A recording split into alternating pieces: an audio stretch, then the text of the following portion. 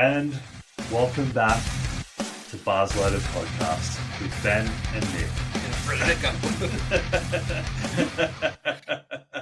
Welcome back to Bars Loaded. We've got some really good feedback on the new intro that everyone just heard,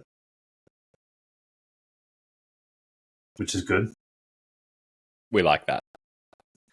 I also got told that we sounded kind of slow when we said the old one and we tried to sync up our bars loaded. Like, it made it sound like slightly slow. Like, not slow physically, slow mentally. Do they know who they're talking to? Yeah, well, I was like, well, yeah, I mean, that wasn't the sentence that made that happen. That's just an accurate representation of who we are. That's it. Yeah. Excuse me. Bless you. Glad I got that the fuck out of the way. Waited for the recording to do that. Of course. Couldn't do it beforehand. Man, I love that you copped shit a couple of weeks ago for having one book on your, or no books on your bookshelf. Then you added one book, then you added two books, then you ran 3 books, ran out of books, added a plant. I actually added 3 plants. Learn to count. No. The thing, like with the whole book situation, I have a ghastly amount of books, but where I'm currently living, I don't plan on this being a long-term situation. So I'm like, I don't want to unpack all my shit, get my life set up here, and then have to pack it all up again. So like 90% of my life is still in storage. That's frustrating. Oh yeah, it certainly is. I've heard a few of those rants. I can't find my fucking socks. Oh, dude, the amount of shit that I have had to try and find over the last, fucking 7 months or so. And I'm like, I have no idea where it is. I don't know if I even own it still. I don't know if it got thrown out when I originally moved. I don't know if it got thrown out when I moved back. I'm like, I just don't know. And it is what it is. Could be anywhere. Oh, could be anywhere. But I feel like tonight's not my night to rant. I feel like it's yours. Oh, tonight is my night to rant. So I don't know what it is. I don't know what it is about today, man. I'm just in a very ranty mood, and it's not even today. You know, this has been a gradual build, but I feel like I'm almost at peak pessimistic old man status. Like, you know when Goku was summoning the Kamehameha bomb for like 3 seasons? Yep. I've been doing that with my old man pessimism, and it's just been slowly building and building, but I feel like this could be the episode, like episode is in episode of my life where it's just at peak status now, and this is just where it's going to maintain forever. Can I egg you on a little bit? I have no doubt that you're going to. I have one question in particular that I would really like to ask, which I really hope just like sends you on just like fucking mother of all rants. Okay. I'm very interested to hear what this is going to be. Keep in mind, we have 4 people listening. Amazing. What is your opinion on non-linear power building? Fuck you, man.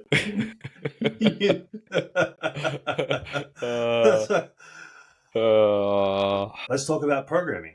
Cool. So, like, variation in movements is fantastic, and that'll be something that we talk about in 2 hours' time when we get to phases of programming. But variation and just randomness are 2 completely different things.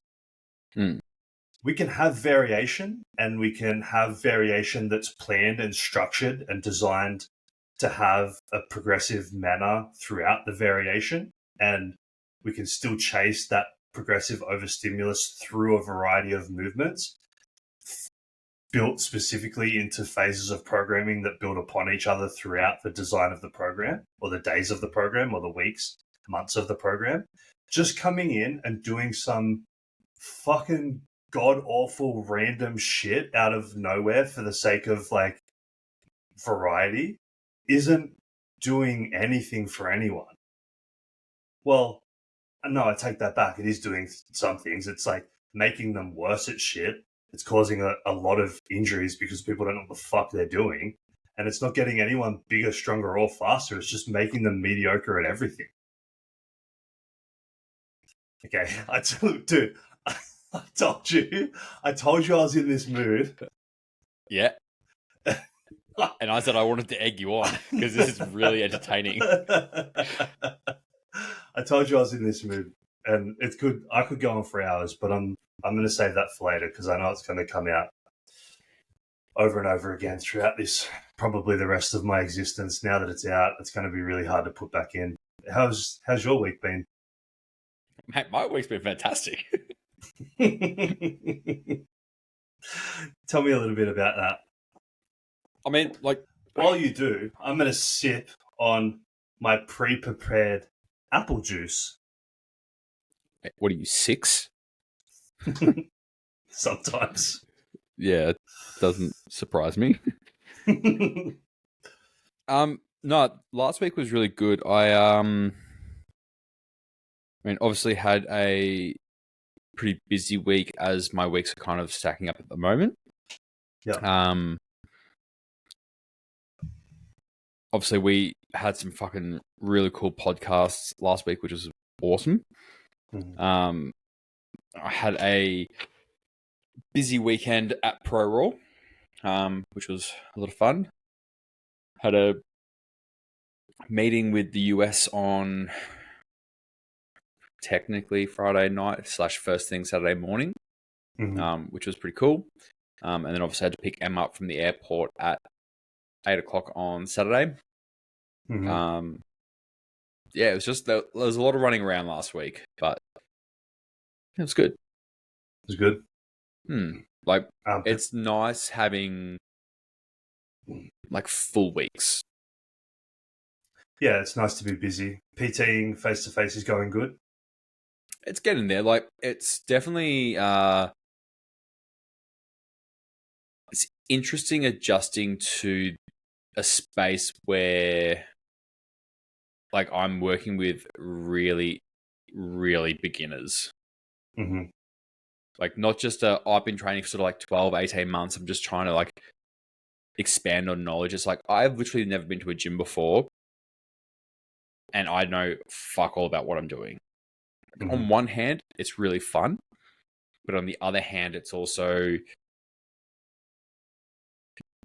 a little bit of a shock to them when like I have to do like the price presentation, because obviously they would probably go in expecting just some run of the mill PT charging for, you know, however many 30-minute sessions a week.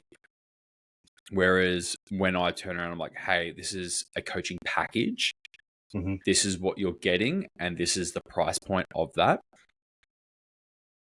I mean, it's quite entertaining kind of seeing their jaws hit the floor a little bit and being like, what? You know, it's sort of a mixed bag at the moment, sort of being a little bit hit and miss, but I wasn't really expecting it to be a super high conversion rate in this setting. But I was like, the ones that I can convert, which, you know, I'm still obviously getting a good percentage of people across the line. You know, still getting people to sign up, which is good. Like, it's pretty consistent, which is always nice. Yep. Yeah, you're able to affect like really good change in that population as well. Yeah, again, like it's a lot of just gen pop people that, like, you know, again, haven't really been training much. Like, I had a guy in today who's like one of the guys that has signed up with me to see me like once a week. And, you know, he's got some pretty audacious goals that he wants to try and achieve, but he's just like, man, it's like, I just don't know what I'm doing. And as I said to him, like, mate, if you have these goals and you're struggling to get in because like your session might take you an hour and you're sitting there going, well, I've only got half an hour.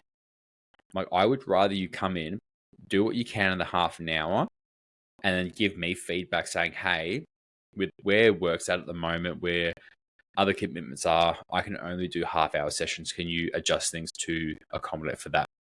Mm-hmm. That's a lot easier. But in today's session, for example, he came in and he's like, oh, like I want to do some deadlifts together. Like I don't really feel that confident doing them on my own. Can we just go through it? And this is a guy who pretty much has never done any sort of barbell deadlift at all, like ever. Mm-hmm. So this is where, like, when I work with my Gem Pop clients, like I still like to use relative body weight markers as like a guideline, like whether it's like body weight for reps, time and a half, or like 1.5 times body weight, double body weight, 2.2, 2.5, so on and so forth. Mm-hmm. For a guy who is, not overly experienced in a gym to come in and take like body weight for 5 reps, Mm-hmm. I'm like, cool, man. I'm like, that's awesome. And he's like, oh, well, it's not that heavy. I'm like, dude, heavy is relative. Yeah. Like, It I said is. to him, like, I've got a client who's 42 or 43 kilos. For her, a 20 kilo barbell is fucking heavy. Mm-hmm. Yeah. To you or me, a 20 kilo barbell is not. At But the moment. yeah. But then, like, we talk about like our heavy squats, and it's like, oh, well, relatively, like, yeah, like it's a good number. But then, like, we talk to someone like Joe, and he's like, it's child's play.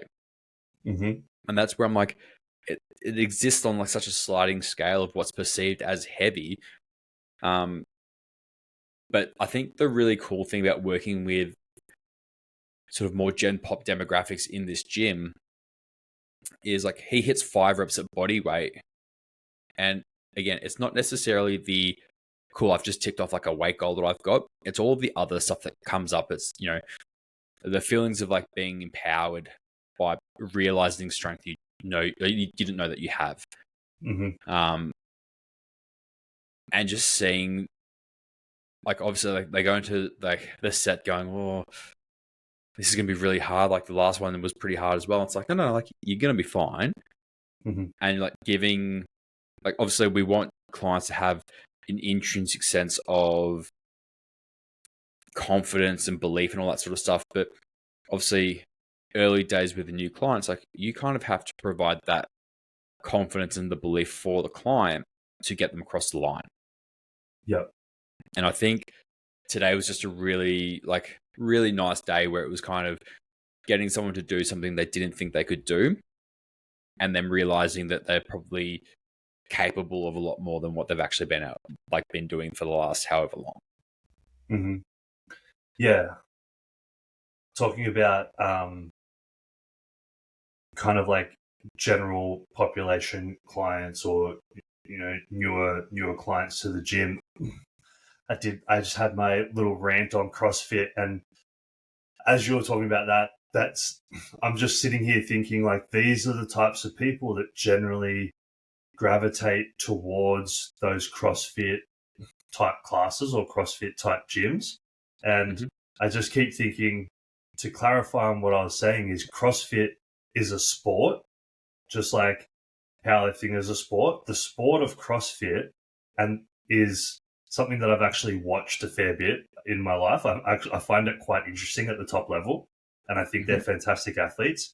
But those athletes aren't just doing a 1 hour CrossFit class a day at their local box and calling it a day. They're going and training each specific aspect of CrossFit, being the Olympic lifting, the gymnastics, the strength training, the conditioning. All of those aspects of training, they're training separately, and then they're coming in and combining it together in the WODs or the workouts and excelling. Like, you and I know a fantastic CrossFitter, Ray. Yeah, shout out Ray Ray. doesn't shout out Ray. Ray's an animal. Fucking oath he is. Ray's an animal in so many different physical attributes and aspects. Ray doesn't go and do 1 hour WODs and call it a day. Ray will spend hours working on Olympic lifting. Ray will spend hours working on conditioning, hours working on gymnastics throughout the week, and then combines it in these little workouts to work the conditioning aspect and stringing things together in a sequence. Ray's also an elite level athlete that's gone and flown over and competed at an international level in the sport of CrossFit. He's very well adept in those movements and those positions, and he can move in and out of them quickly and safely and effectively, loaded and unloaded. Mm-hmm. What Ray isn't is not a beginner. He's not someone that has never put a barbell over their head before, has never kicked themselves up onto their hands before to do a handstand push-up, has never run around the block, right? He's not this person that's just going into the gym and saying, I just want to move a little bit more because at the moment I haven't moved since I was in high school and I feel a bit shitty. And so I'm going to join this class so that I have 20 people around me doing the same thing. And then what's going to happen is I'm going to get thrown into all of these high level movements, and I'm not going to get one-on-one coaching, and I'm not going to get shown to how to do them properly. I'm going to get asked to do as many of them as I fucking can in 1 minute, which straight away throws technique out the window because you're moving for pace, not for fucking, doing it properly. And then that's when shit just goes out the window, and that's the thing that I don't like about it. CrossFit itself as a sport, I think, is super entertaining to be able to be at a high level of all of these different aspects and then put them together in an event. CrossFit as a training modality for people that aren't proficient in those movements, I think, is one of the fucking silliest things that you could ever do as an untrained individual, is to put yourself in that situation. It's interesting. Like personally. I worked in a CrossFit gym for like the first 3 years of my career. I worked as just like an S&C coach in the gym, like doing just like my personal training stuff out of there. But the amount of people that would come through the classes, and this isn't to like shit on the gym or anything by any stretch of the imagination, but quite often like people would come in, they'd be like really new to CrossFit, really new to training. They would do all this stuff and they would come in, they'd be like grabbing their shoulder, be like, oh fuck, like my shoulder's a bit sore. Oh, we're doing like heavy push press today. Like, can I get something else instead that's not so shoulder focused? And I remember there was one day in particular where I had a no-show for one of my PT sessions at like 5 o'clock. And one of the girls that came in for the 5 o'clock session for the CrossFit class was like, yeah, like my shoulder, so like I can't do the push press. Can I get something else instead? And the coach who was running that class gave her a different workout. It was 3 rounds of like 30 pull-ups, 30 burpees, 30 wall balls, 3 rounds. What? Yeah. I know, right? So that's all shoulder. I know. So this poor girl like starts and then she just like stops like 3 or 4 minutes and she's kind of just stopped and she's standing there. And I walk up to her, I'm like, what's going on? And she's like, I've come in with a sore shoulder, told the coach my shoulder was sore, asked for something a little bit different, and this is what I've been given. And she's like, I just think I'm going to leave. Like, it's hurting my shoulder way too much. I really don't want to go off and like hurt myself even more than I already am. Like, I'm a little bit frustrated. And I was like, I've got like the next like 50 minutes free because I've had a no-show. Do you want me to run you through like some shoulder rehab stuff? And she's like, what are we going to do though? She's like, if it's going to hurt my shoulder, like I appreciate the offer, but like I don't want to. I'm like, I promise you, you will not leave here in more pain than you're currently in now. If anything, it'll get a little bit better. And she's like, how much do I owe you for it? I'm like, you don't owe me anything. I'm like, I'm being paid by the client who didn't show. So at the moment, my time has already been paid for. I don't mind giving you like a little bit of free help. So like we went through a bunch of stuff and like literally within like half an hour, she's like, are you going to get in trouble if I stop doing the classes and just come and see you instead? And I'm like, maybe. But I said, I'm like, look, at the end of the day, I mean, like you decide where your money goes. Obviously, if there is a notice period that you need to give the classes, like you need to abide by that. But if you want to swap, like I'm not going to say no, but you would also need to go and have a chat to the owner and just let him know where you're at with things and what's going to happen. Like even if it was, take 6 weeks, take 8 weeks, come and see me for a little bit, get the shoulder fixed up, and then go back into the classes, that might be an option. And she's like, oh no. She's like, no, I just want to see you. I'm like, okay. So she ended up doing that. Naturally, caused a bit of controversy. But there was no structure whatsoever to the classes they ran there. And I remember I had a group of like 5 guys I used to train. They'd come and see me there. They'd see me like 5 times a week. 5 guys. And within like 9 or 10 weeks of them starting with me, I had like a couple of the other coaches come up and they're like, what are you doing with these guys? I'm like, why? I'm like, because they're getting really good at everything. And obviously, like working in a CrossFit gym, I quite liked the concept of CrossFit, but I just didn't like how the gym as a whole approached the programming. So it was like Monday night was like our strength night. Tuesday night was a technique night. I think Wednesday was a conditioning night. Thursday was a strength night. They had Friday nights off, and then they would come in Saturday, and it was an actual S&C session. So it was a bit of strength and a bit of conditioning sort of combined. I'm like, there wasn't anything new or fancy there. It was literally just like, cool, nail the basics. Let's have a bit of fun. Mm-hmm. But it's really funny to see how people expect that they can go in and do these classes. They expect a crazy outcome and they just don't get it. But it reminds me of when I grew up like competing in track and field. And so I used to do like heptathlons and like decathlons, that sort of stuff, which is obviously, funny. But it's multidiscipline. So there's sprints, there's middle distance, there's long distance, there's field events, the whole lot. And like I was good. Like you put me in a 100 or 200 meter, I'm very fucking good. Put me in a long jump or a triple jump, I'm very good. Put me in like a shot put or a discus, like I'm pretty good. Put me in a high jump or something like that, I'm decent enough. Put me in anything over 400 meters though, and I'm up shit creek. No stamina? Nah, none. I didn't understand. What's that? Moving on. But like, it's quite interesting how obviously being multidisciplined in that setting is very similar to CrossFit, and that to be good at decathlons, like you need to train. Each thing is its own discipline. You can't just throw shit to the wall and hope it sticks. Right. So when you were training for decathlons, you didn't just go to training 5 nights a week and just do decathlons.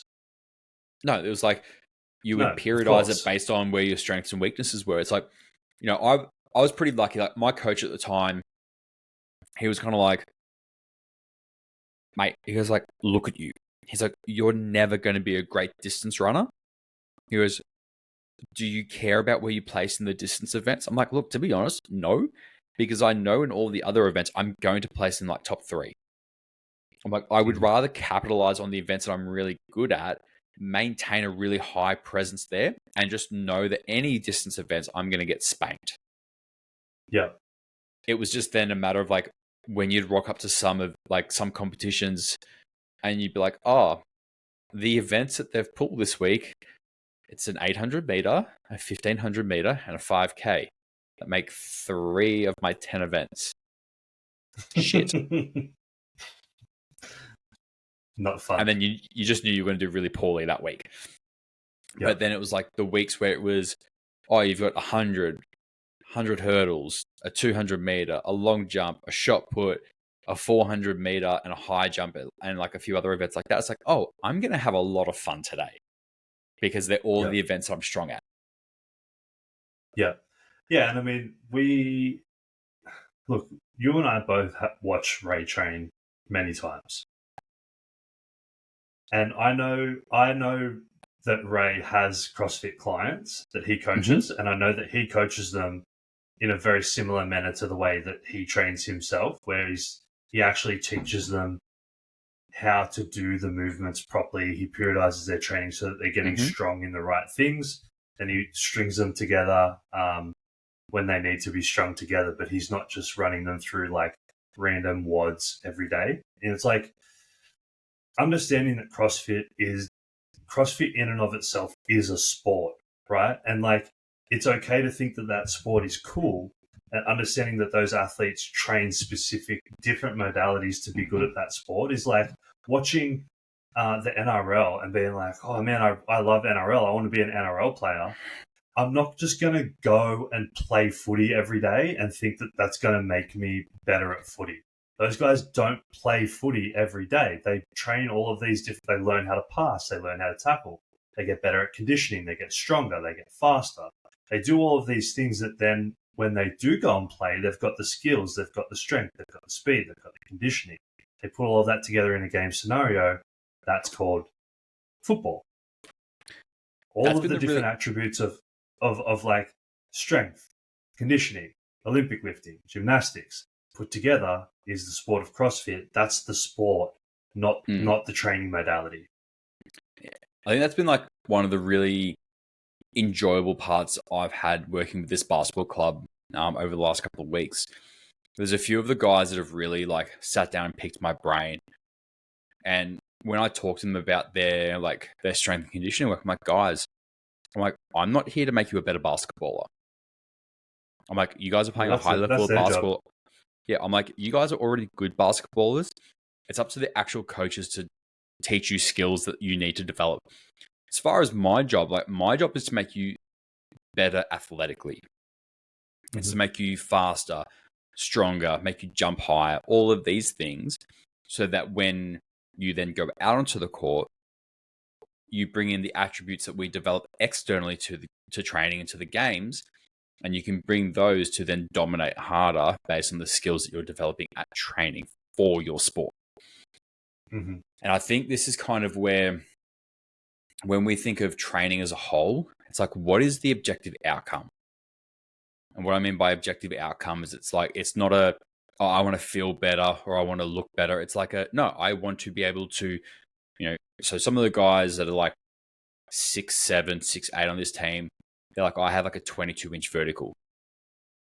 It's like, cool. What if we could get that up to like 25, 26? And they're like, dude, my game would literally change tenfold if I could do that. It's like, cool. It may not go up that much, but why the fuck aren't we at least striving for that? It could go up that much, especially if they're not trying to make it go up. When I'm looking at like their jump mechanics, their gait mechanics, I'm like, oh, guys, there's so much low-hanging fruit. Here. There's a lot of opportunity here. And I'm like, this is really exciting. But I'm like, you guys are going to have to actually treat yourselves like guys who are playing at a semi-professional level and actually do the fucking work outside. Mm-hmm. A few of them take it on the chin. They're like, yep, cool. Like, you just let me know what I need to do and I'll fucking go and do it. I'm like, cool, let's go.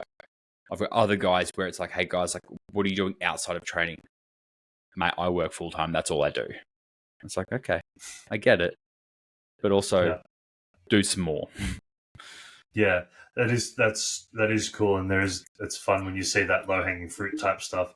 I mean, we've got a pretty similar situation with the footy team that I'm working with. And I was talking to Harles the other day, who's the main S&C guy that I'm kind of working under. And the way he structures a lot of the concessions is he'll put in like sprint work and sprint mechanics work and skill-based sprint working as the warm-up to the concession or the con block within the training session itself. And they were running through it, and the boys are getting pretty good. Like these athletes it's a pretty high level. There's I think 4 or 5 NRL players in this team. So yeah, they're pretty good. Mm-hmm. And he was like, oh man, this is so much better than what it was 8 weeks ago. And I was like, oh yeah, it was pretty bad. He said, fuck man. Yeah, it wasn't, I mean, it wasn't bad, but they just kind of looked a little bit like baby giraffes when they were trying to do these sprint drills. Whereas now they're them moving very well. Like they look like they know what they're doing, which obviously then when they go and transfer that over to sprinting on the field, they're using a lot less energy for the same outcome. And then that energy can be used later in the game, less fatigue because they're not thinking so much about how they're running, or they're running more efficiently, which then leads to better decisions late in the game because they don't have fatigue just hanging off them like crazy. Obviously the less fatigued you are, the better decisions to make. The better decisions you make, the better chance you have of winning the game. So it all kind of ties in really nicely. But it is cool to see that progression when it happens. Yeah, absolutely. Speaking of progressions, your squats looked bloody good today. They're getting there, man. How was that for a segue? Fucking smoother than a baby's bottom. I bloody just might even consider myself a semi-professional podcaster at this point with a segue like that. Fucking, I'm all for it. What are we, 12 weeks in? Yeah, something like that. You would think at this point we're probably starting to get a little bit better. If not, we should probably just give up. Yeah, probably. Squats be squatting. Yeah. I really liked how they looked, man. They looked good. Like, obviously, the overall load is still rather insignificant in the scheme of things. But the main thing that I'm really happy with is there's momentum. They don't hurt. Mm-hmm. And my technique feels really solid. Yeah. Can't ask for much more than that. No. So, like, it's the whole thing. Like, I know that the weight that I want to be squatting will come with time. Mm-hmm. But right now it's just a matter of sort of being patient, just nailing the things that I need to nail to actually set myself up for the ability to actually be able to do the things that I want to be able to do, and not trying to rush it for the sake of being too eager for numbers too quickly. Yeah. Speaking of squats, I forgot to send your wraps down. That's all right. I asked Em when we got back to the airport, I'm like, did Nick give you those wraps for me by any chance? And she's like, no. I'm like, cool. Yeah, so they're in my car. They're in my gym bag, which is in the boot of the car. And so I was like, I'm not going to go out to the car and get them out of the car to bring them inside to take them back to the car tomorrow. I'll just give them to you when we're at the airport and you'll be sweet. Yeah. And then I got to the airport at literally like 4:15 a.m. after getting up at 2 a.m. to get there on time. And I was like, there's no chance in fuck I'm remembering the knee wraps. Yeah, good. I mean, lucky I'm seeing you soon, so yeah, you can give them to me then. I could just send them, but you could just pick them up when you're here, whatever's easier. I'm not going to be in wraps in the next couple of weeks anyway, so... No, I'd really work on those mechanics and build the load up and then jump in them. Fuck you, I'll do what I want. That's You're not my real dad? Yeah. I could be. But I think I asked someone over the weekend if they'd wrap me, and they said yes. So what, just randomly or like for a comp? What comp are you doing? I don't know yet. I'm not saying I'm going to. I'm toying with the idea. Oh, I like this. Let's explore this. Let's explore this in the open. It is. You've just committed to a comp. No, that is the one thing I haven't done. You've just committed to a competition this year. I have committed to going back into wraps for my squat work, and that's about all I have committed to. Mm-hmm. So which wrapped comp are you doing? I'm going to be doing the Sydney or Melbourne? No, the Interperformance Pro. Are you going to walk your squats out in wraps, or are you going to mono it? It depends if I can actually be fucked doing a comp. If I'm going to compete, I think I'll do APL. Yeah, so Actually, no. APL's changed their rules this year. How so? You don't have to walk. You don't have to walk them out. If I'm doing tested, I do. Because not every comp is run with a mono. No, but do it on one that is. Yeah, but then no, you can do tested wraps on a mono, not walked out, if they have a mono there. I was pretty sure that their mono division was only untested. The mono division is untested, but if the comp is being run with a mono, which they'll have both, everyone squats out of the mono. Last year, the sleeved squatters had to walk it out of the mono. This year, the wrapped squatters can use the mono as a mono. Interesting. Interesting. I'm almost 100% sure on that because I read the rule book and that's what it said. And then Josh read the rule book and sent it to me and was like, "Is that what this means?" And I said, "I think so." And then I'm pretty sure he got clarification from the APL. Okay, cool. I'm pretty sure. I'll double check. Yeah. But yeah, there's if I do make the decision to compete, it'll be APL in wraps. Because then it pretty much gives me everything that I want, which I've been struggling to find. You know what? So you obviously, could do? What's that? You could do Zero Pro.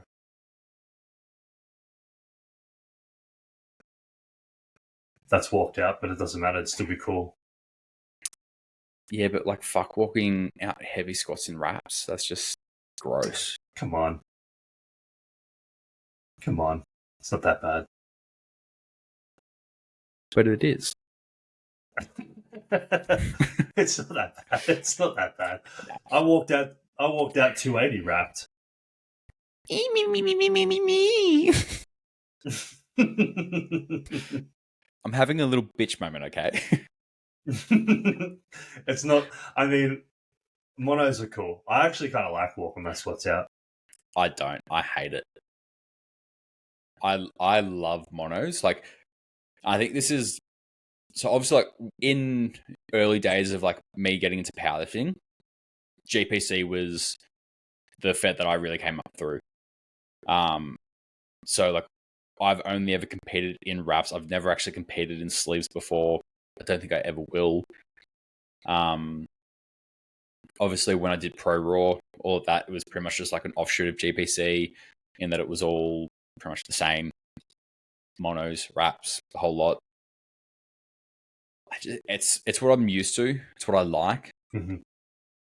So yeah, I had a chat with someone on Saturday and I was like, hey, out of curiosity, if I'm going to do a program that has me back in wraps, is there any chance that you could wrap me? And he was like, absolutely. Who was it? Who do you think it was? I don't know. It could be anyone. I'm trying to think who you saw on the weekend. I know you saw a lot of people, but I'm trying to think who you saw that would be near you often enough to wrap you for training days. Was it who we spoke to last week? Oh, you're going to go over there and do it? Nice. Yeah. That'd be cool. That'd be fun. That'd be really fun. Yeah. So I said to him, like, the plan... Get ready to squat 400 kilos 2 days apart. I actually have a fun story. I'm going to tell you this one off air, though. I don't want this one. I don't want this one in the stratosphere.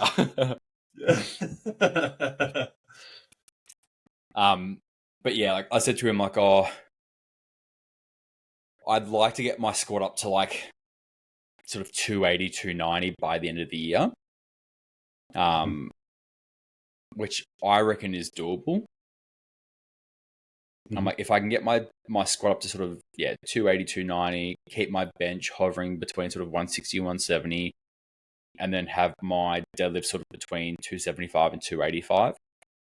That puts me in not a bad position. I think you'll probably deadlift more than that this year. The main limiter for me will be my grip, because obviously I've been training in straps for ages. Yeah. But if I was looking at going, say, 280, 160, 275 off second attempts, that gives me 715 on seconds, which would be a PB total. Oh, really? Hmm. What's your total at the moment? 712 and a half. Nice. Like, if I put together all of my best lifts, it would be like 732. Mm-hmm. But what I've able... What's your training total? Fuck. I hate you. My training total... I don't really want to know. No, I'm going to tell you, though, just because you asked. Are we defining training total? How are we defining it? Is it just like the heaviest I've ever lifted in the gym? I don't know. I don't care. That's what you're going to get. Dumbest... Nah, that's what you're going to get. My biggest training total is 747 and a half. Hey, that's pretty good. Yeah. My heaviest lifts have been on the platform. But to be fair, I'm including my heaviest... Except for my 300 kilo squat. Yeah. But I did 292 a few weeks after tearing my adductor, so I kind of count that as... I think I would have done 300 in that comp. I think so too. To be fair, in that training total that I'm adding in, I'm literally just putting in the heaviest lifts I've ever done in the gym. It doesn't matter what spec they're under. So I've done like a paused... Yeah, I've done a paused 180 bench in a slingshot. So I'm like, that counts. Okay. I've benched 180. Slingshot. All right. Well, but it was paused. So... What was my heaviest slingshot that I did? I think I did 170. I think you only hit 160. I think it was 160. 160? Yeah. For a double. Yeah, okay. 160. All right, I'll take that. That's okay. It's still heavier than my... Actually, it's not. My comp bench is 160. So is mine. Yeah. I've never hit it again ever since that day. But I also feel like yours would be significantly more legal than mine. Well, it was in a novice comp, but I'm going to count it because it was still good. It was still a good lift. Well, mine passed in a fucking sanctioned comp, so I'm like, whatever. Yeah, but... Oh, that was Pay no attention to my hips being this high off the fucking bench. I still can't believe I got fucking whites for that, dude. That was absolutely wild. That was freaking crazy, man. Yeah. My training is... I'm just kind of in this little limbo period, hey. I don't really know what I'm doing at the moment. Well, I do know what I'm doing. I've started Olympic lifting. Mm-hmm. How's that going? Which I'm really excited about it. We went and did one session last week with a new coach down here at just like 5 minutes from our house. Yep. So we're doing that every Tuesday morning. We're doing a 2-on-1 face-to-face coaching session with him first thing in the morning. Yep. Which is really good, and that's day one of our program, and then we have 2 other days during the week to go away and do... his program does 2 other days, so that's 3 days a week total of Ollie lifting. Mm-hmm. But we didn't get that program until over the weekend, so we're starting that this week. So then last week was kind of like a bit of a limbo week because I didn't really know what I was doing, and I just kind of like did the things that I was kind of like just did some of my favorite stuff, you know. Went in just with the mindset of like, I just want today to be really fun, so I'm going to pick some hard stuff and then I'm going to pick some fun stuff. Yeah. And then, so then now I've got to try and program around those 3 Ollie lifting sessions. I'm going to program in 2 kind of like full body days. for lack of a better term. But I still want to progress in SBD at the same time alongside the Ollie lifting. Yep. And I think there will be some nice crossover from both to the other. In the Ollie lifting programming, one of the days has like snatch grip deadlifts. One of the days has front squats. One of the days has barbell split squats. And then there's obviously like some technique work, some other strength work in there. But then on the other 2 days, I'm going to add in some squats and some normal deadlifts, some bench pressing. So I'll just kind of structure that a little bit this week around those sessions. I just kind of want to wait until the end of the week so that I can get a gauge on how those sessions are going to make me feel. Given that I've never done it before, I have no idea how fatigued I'm going to feel. I have no idea like how DOMS I'm going to feel. I have no idea how taxing it's going to be. I literally am just like completely in the dark. So this week's just going to be a bit of a like fuck around on those extra 2 days and just do some stuff. And then at the end of the week, I'll have a better idea of how I finish the week with the Ollie sessions, and then I can program my weeks moving forward after that. But today I did some really nice benching this morning because I thought, I may as well just have a go and do some benching. And I benched on an ATX combo. Have you ever used one of those? Not the ATX ones though. I've benched on an ATX like flat bench. Okay. I wonder if the padding's the same. I wonder if the padding's the same on the flat bench as it is on the combo. I doubt it. This one, the ATX bench that I used was like a fairly old one, like before they came out with the combos. Gotcha. Dude, this combo was really nice. And the bench pad was because obviously I've been benching on Valhalla benches, and they have a Valhalla bench at the new gym that I've been training at as well. So the bench sessions that I've been doing, I just went straight to that because it was familiar. But today someone was on that. So it's like, oh, well, there's a combo there. I'll just bench out of the combo. And the pad was a bit stiffer. It was almost like, like a combo rack, like an equivalent of like an Alico pad is a bit stiffer. But I could really wedge my shoulders into it really nice, and it was super grippy, but I didn't sink into it. So I felt like it was a really solid base to press from. Yeah. And then I had my feet, I flat foot benched today. So I had them out in front, and I really like focused a lot on leg drive, and I really liked that position for me. Yeah. And I know that you mentioned that to me probably close to 12 months ago now, but it's taken me that long to try it. And I just want to say that you were right. So thank you. I'm sorry. Can you say that again? Fuck you. Thought so. Yeah, it felt really good, dude. I liked it. It's so interesting.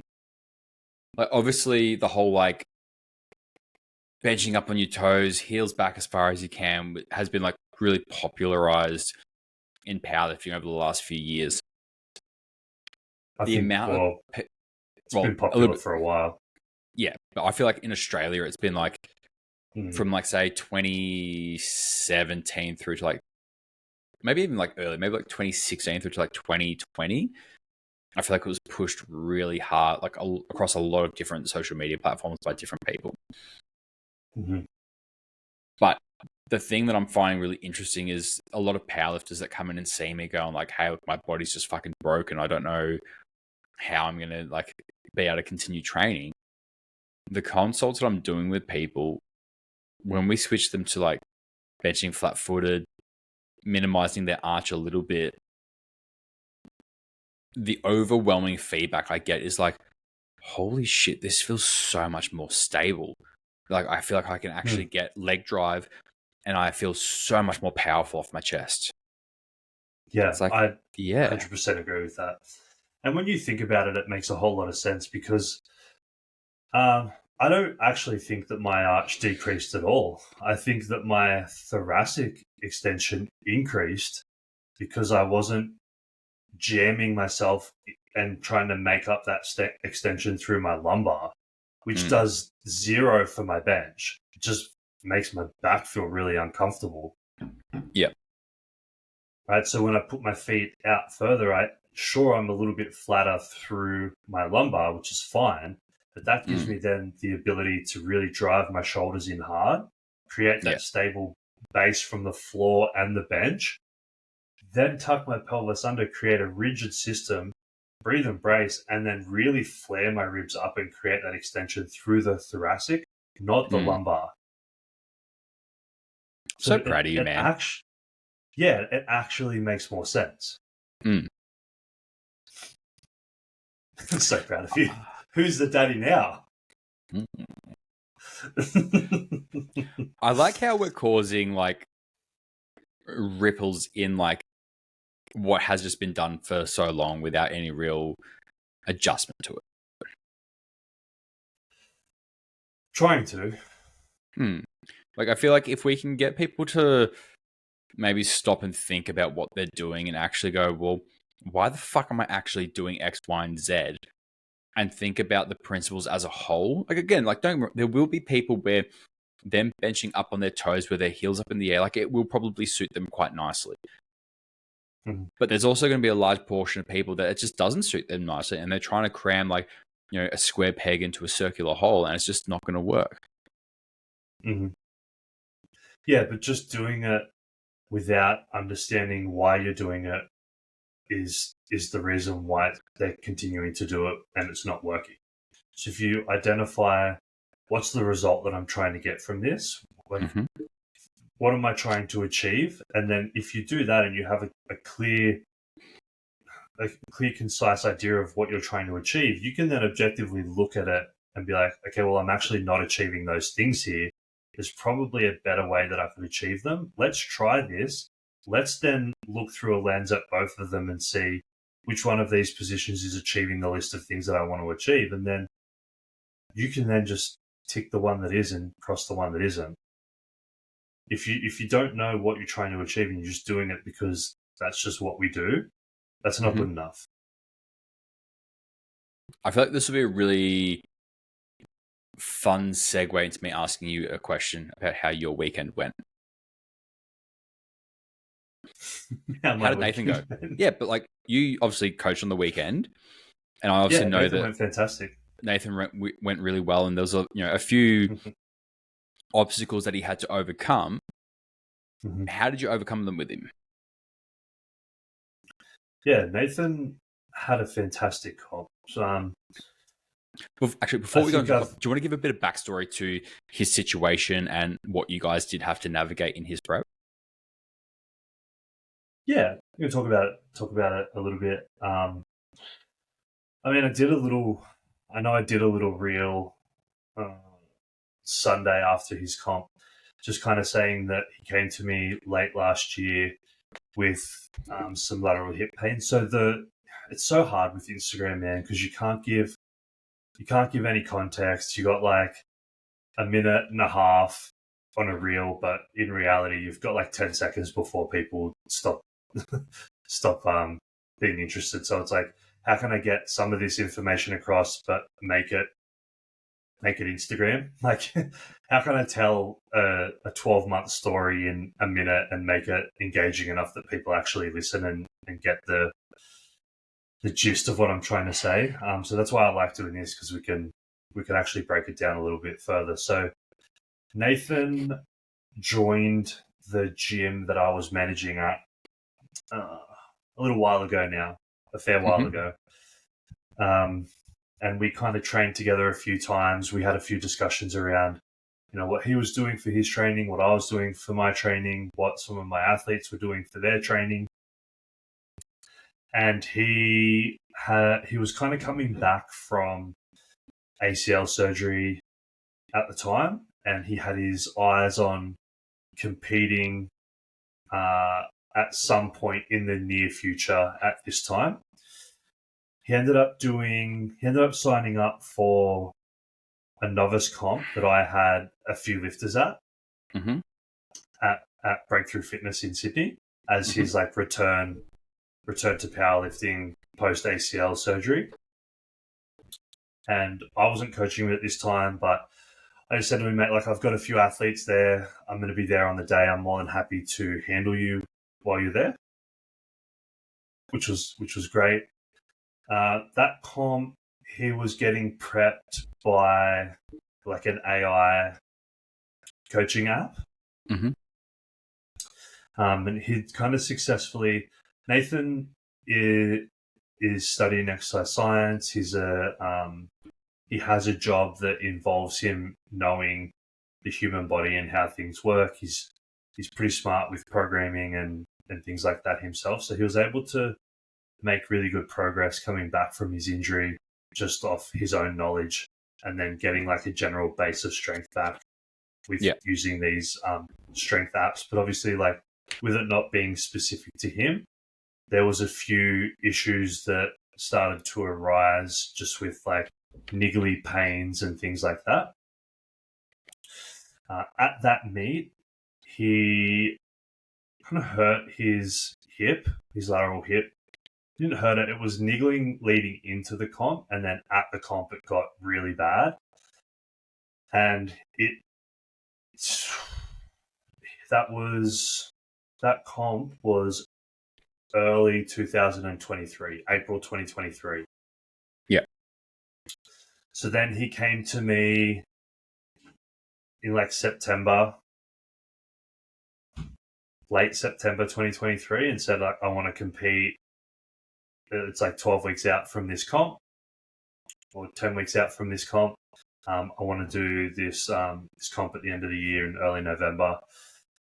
So we kind of started prep very early on in prep. He was like, look, man, my hip is still just giving me a lot of trouble from back in April. It didn't really rear its head until things started to get a little bit heavier. Obviously, like when there's issues like that and you just decrease the load, they're obviously going to stop hurting, and then you increase the load and the issue's still there, so it starts hurting again. So we kind of limped him through. I say limped him through, like we got him through that prep. He ended up, I think the heaviest squat he did in that prep was 220. So he didn't squat. He squatted 200 once. He squatted 220 once. That was it. Everything other than that was sub 200, just to try and help manage the pain. And we added a lot of, I fucking hate the word corrective exercise. It's not corrective exercise, but we added a lot of things in there to just get his hips moving better. We worked with, we actually didn't see a physio at that point. We just kind of got him through the comp. He ended up squatting 230 at that comp, which was a really good result given the prep that he had. And then post-comp, I said, go see this physio straight away. I want you to get a diagnosis on what's going on with your hip. Once we have a diagnosis, then we can work backwards from there and really start to plan out how this rehab's going to look, how the program is going to look to get you stronger, but also get you moving pain-free, which is going to result in getting you to where you want to be long-term. So he got that. Basically, the physio said that everything that we'd put in his post-comp program phase was exactly what we need to be doing, and to just kind of double down on those things and keep going. So we just opened up access to more internal rotation through his hips, and then once he had access to those ranges, then we strengthened those ranges, created more stability in those ranges. So giving him access to internal rotation meant that he wasn't always jammed into external rotation. And then because he's not always jammed in external rotation, then he's in a more neutral position all the time. He can then gain access to external rotation and internal rotation as he needs it. Whereas like if you're just always jammed in external rotation, then your body's like, oh, well, we're supposed to be externally rotating here, but we can't go any further. that's where it starts to cause issues. So yeah, so we just opened that up, created stability and strength in those ranges, and then moved into this prep pain-free, which was a really nice spot for him to be. Mm-hmm. And that kind of post-comp phase that we went through only lasted one block, but I pushed the block out. We didn't need to do any deloads, so we just kind of started nice and light and just really eased into it. And I think I ended up pushing that block out about 8 weeks. So in 8 weeks, we were able to take him from literally like debilitating hip pain to being able to squat and deadlift pain-free just through programming. He had manual therapy from the physio, I think, for 3 total sessions. Mm-hmm. And then the physio's a guy here locally that I work with pretty closely with any of my athletes that need it. And he doesn't tell people just to keep coming back just for the sake of it. If they're ready to go, he just says, "You're ready to go back to Nick. He's got programming sorted. You don't need to come back to me.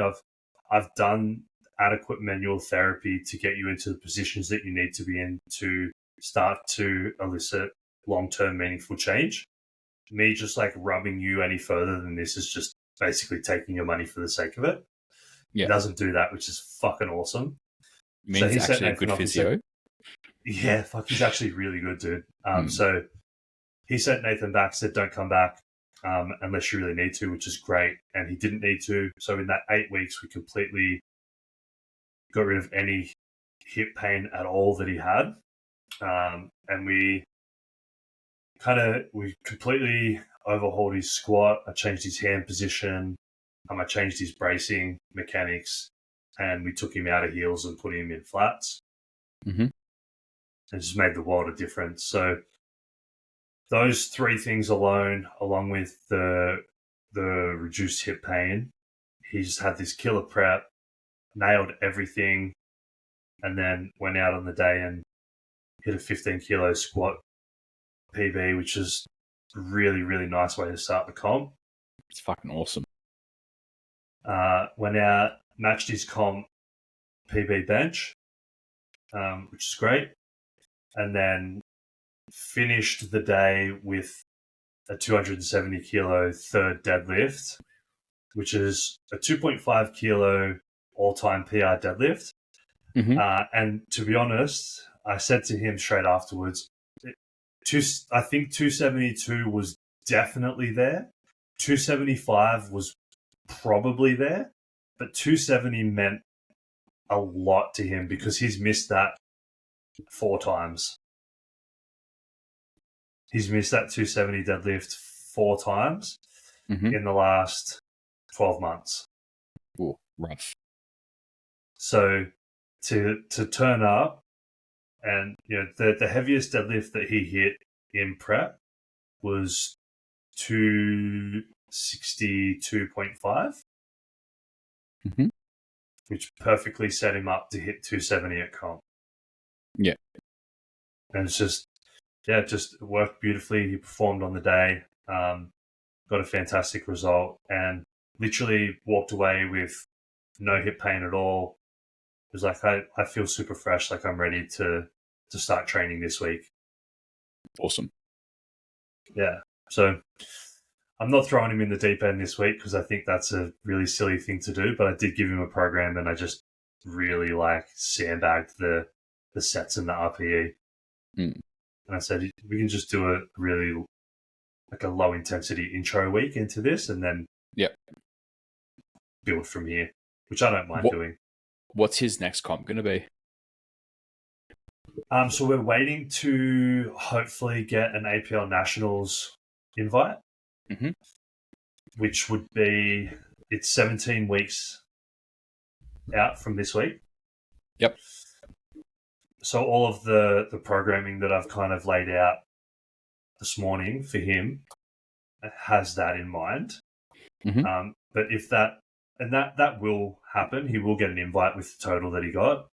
What did he post? You always kind of just be like, hopefully he gets an invite. I'm pretty certain he will. If for some reason he doesn't, it's not the end of the world. We'll just do another comp, like somewhere around the back end of the year, middle to back end of the year, to look to qualify for next year, which is the main goal anyway.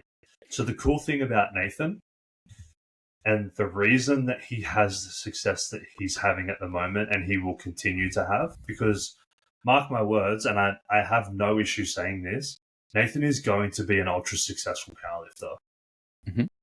Why? In the next few years. I guarantee you, he is going to be a successful powerlifter in whatever federation he wants to compete in within the next few years. He's already successful, but he's going to get a fuckload better because he's not interested in what his results are right now. He couldn't give a fuck.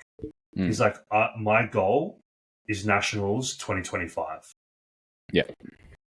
That's what I'm working towards. So like everything that we're doing now and everything that we've been doing since November 2023 is with Nationals 2025 in mind.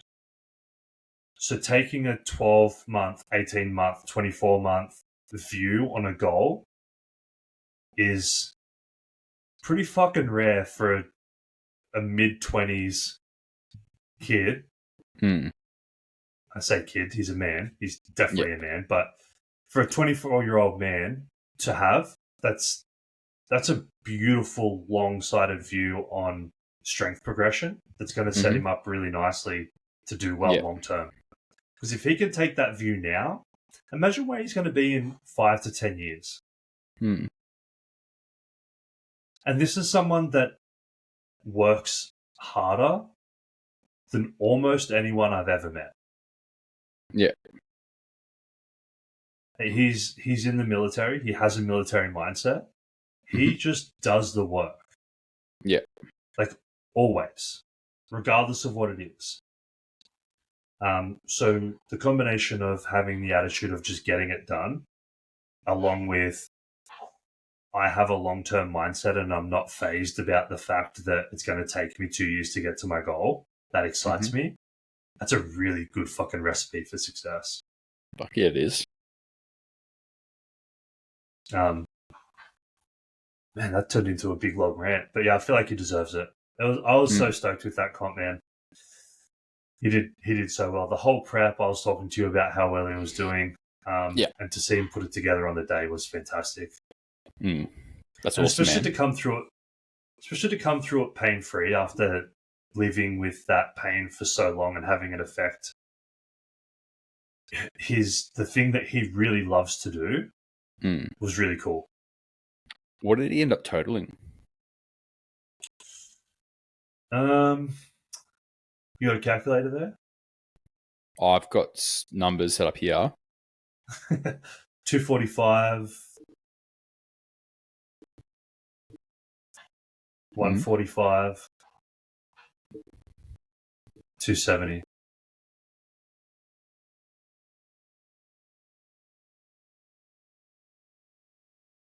What, 660? Yeah, 660. That's it. Yeah, so the goal was 650 plus. Nice. So ticked that off. Yeah, it's just a really successful day, man. It was fun. Fuck yeah, we love that. It was a good comp too. Yeah, they Live 3 run really good comps. It's a beautiful gym. Big. It's good. Yeah, I don't mind going to comps there. There's a couple of gyms that I really like going to comps at. That's one of them. And Tommy runs a great comp at Strength Drive as well. Those sell out really fast, though. Yeah. Because they do a wonderful job. Yeah, they do. They run fantastic comps. But yeah, Live 3 do really good comps as well, which is why he jumped into that one and did well. Yeah. So, fuck yeah. Obviously, I was like kind of bummed that I couldn't come down and be with you guys at ProRaw. Yeah. Kind of made up for it with how well he did. Yeah, and look, the thing is like it's crazy because I didn't even realize that they were on the same weekend. And Em and I had booked accommodation down there for ProRaw. You know, we were talking about doing a podcast while we were down there. Em had Paris competing down there, and it was kind of going to be a little holiday / work trip all rolled into one. Mm-hmm. And then as soon as I realized that it was the same day, I was just like, oh, well, obviously I can't go to ProRaw because there's not a chance in hell I'm missing that comp. I would never do that to him after the prep that he had, and just, you know, obviously, like, I heavily feel like that's part of my job as a coach, is to be there for my athletes on comp day whenever possible. 100%. So yeah, definitely made up for it, but it was definitely a big day, that's for sure.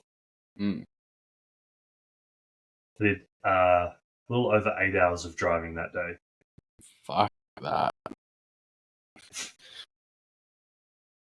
It was wild, hey? Yeah, it's a lot of driving, dude. And then Em's client, Paris, did fucking awesome at ProRaw too. Dude, she did so fucking well. Do you want to talk about that? Because I saw some videos, and when you were messaging me, I was just like, oh, that's huge. The fact that she hit 267 is wild. Well, I was going to say, she fucking squatted 267.5 kilos. Like, that is just bonkers. Mm-hmm. To comp standards too. Yep. That's such a big squat. There were a lot of outrageously large squats on the weekend. Yeah. Man, Em was so impressed with ProRaw. See, because I asked him, like, oh, like, what did you think of your first ProRaw? She's like, I'm so impressed, like, how insane this is. And I'm like, it's good here. But I'm like, when it was at the Arnold's, it was a completely different beast. Such a shame that Australia doesn't have that anymore. Yeah, I have a feeling, because I mean, like, they've got like some like Fit Expo down here in Vic now, but it's not the same. And I think they have the Powerlifting Australia comp on down there, which I'm like, I didn't even think that was still a Fed, but apparently it is. It's still going, really. Apparently, I don't know how the fuck it is, but whatever. That's random. Yeah. But like, I think ProRaw really needs to go back to like a specific venue or like an actual event, and bring back a bit more of that sort of, because it is a very, like, I mean, I think they've done it 14 years now. Well, I mean, shit, they have done it 14 years. It says 14 on my fucking shirt. It's a long time for a comp to repeat itself year after year after year after year and still be able to produce, relevancy. But I think, like hearing some of the feedback from people over the weekend, they're like this venue's so far away from the city. I'm like, yeah, it is. And like, I know if, like, obviously there's aspects of it that makes sense that it's run at PTC. Like, it's a lot more cost effective. Makes sense for the organizers. Yeah. But I think, like, again, looking back as to what it was when it was run at the Arnold's, man, that was just, it was fucking wild. Like, that's something because you get that whole expo atmosphere around it at the same time. There's a there's a photo of, I believe it's ProRaw 11, where Marcos got a photo that someone took of the powerlifting crowd. Because when it first started at the Arnold's, they kind of like, you'd walk in and they'd kind of like thrown up the back corner into just like this tiny little section. And it got like a surprisingly big crowd. So the following year we went in for ProRaw 9, I think.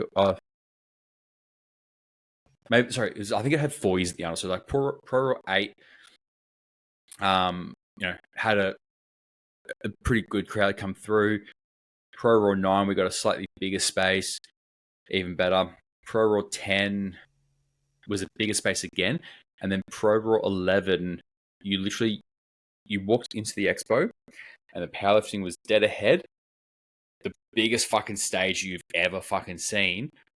And there's a picture that he's got where it's literally the entire section around it, up to every stall around it, was full of people just watching it. And it was just wild to see that really grow over those years. Because again, you get people coming to fitness expos for like, just like gym wear and like bodybuilding and stuff like that. And then all of a sudden they're seeing some pretty fucking phenomenal athletes moving just some pretty outrageously heavy loads. It's like, oh, this isn't just some bearded dudes with shaved heads in the garage listening to death metal, like headbutting barbells and there's nothing wrong with it. But from You've just described me as in a negative. I know. But I think having it sort of that exposure to it being a little bit more accessible as a whole, I think really brought a phenomenal level of exposure to the sport.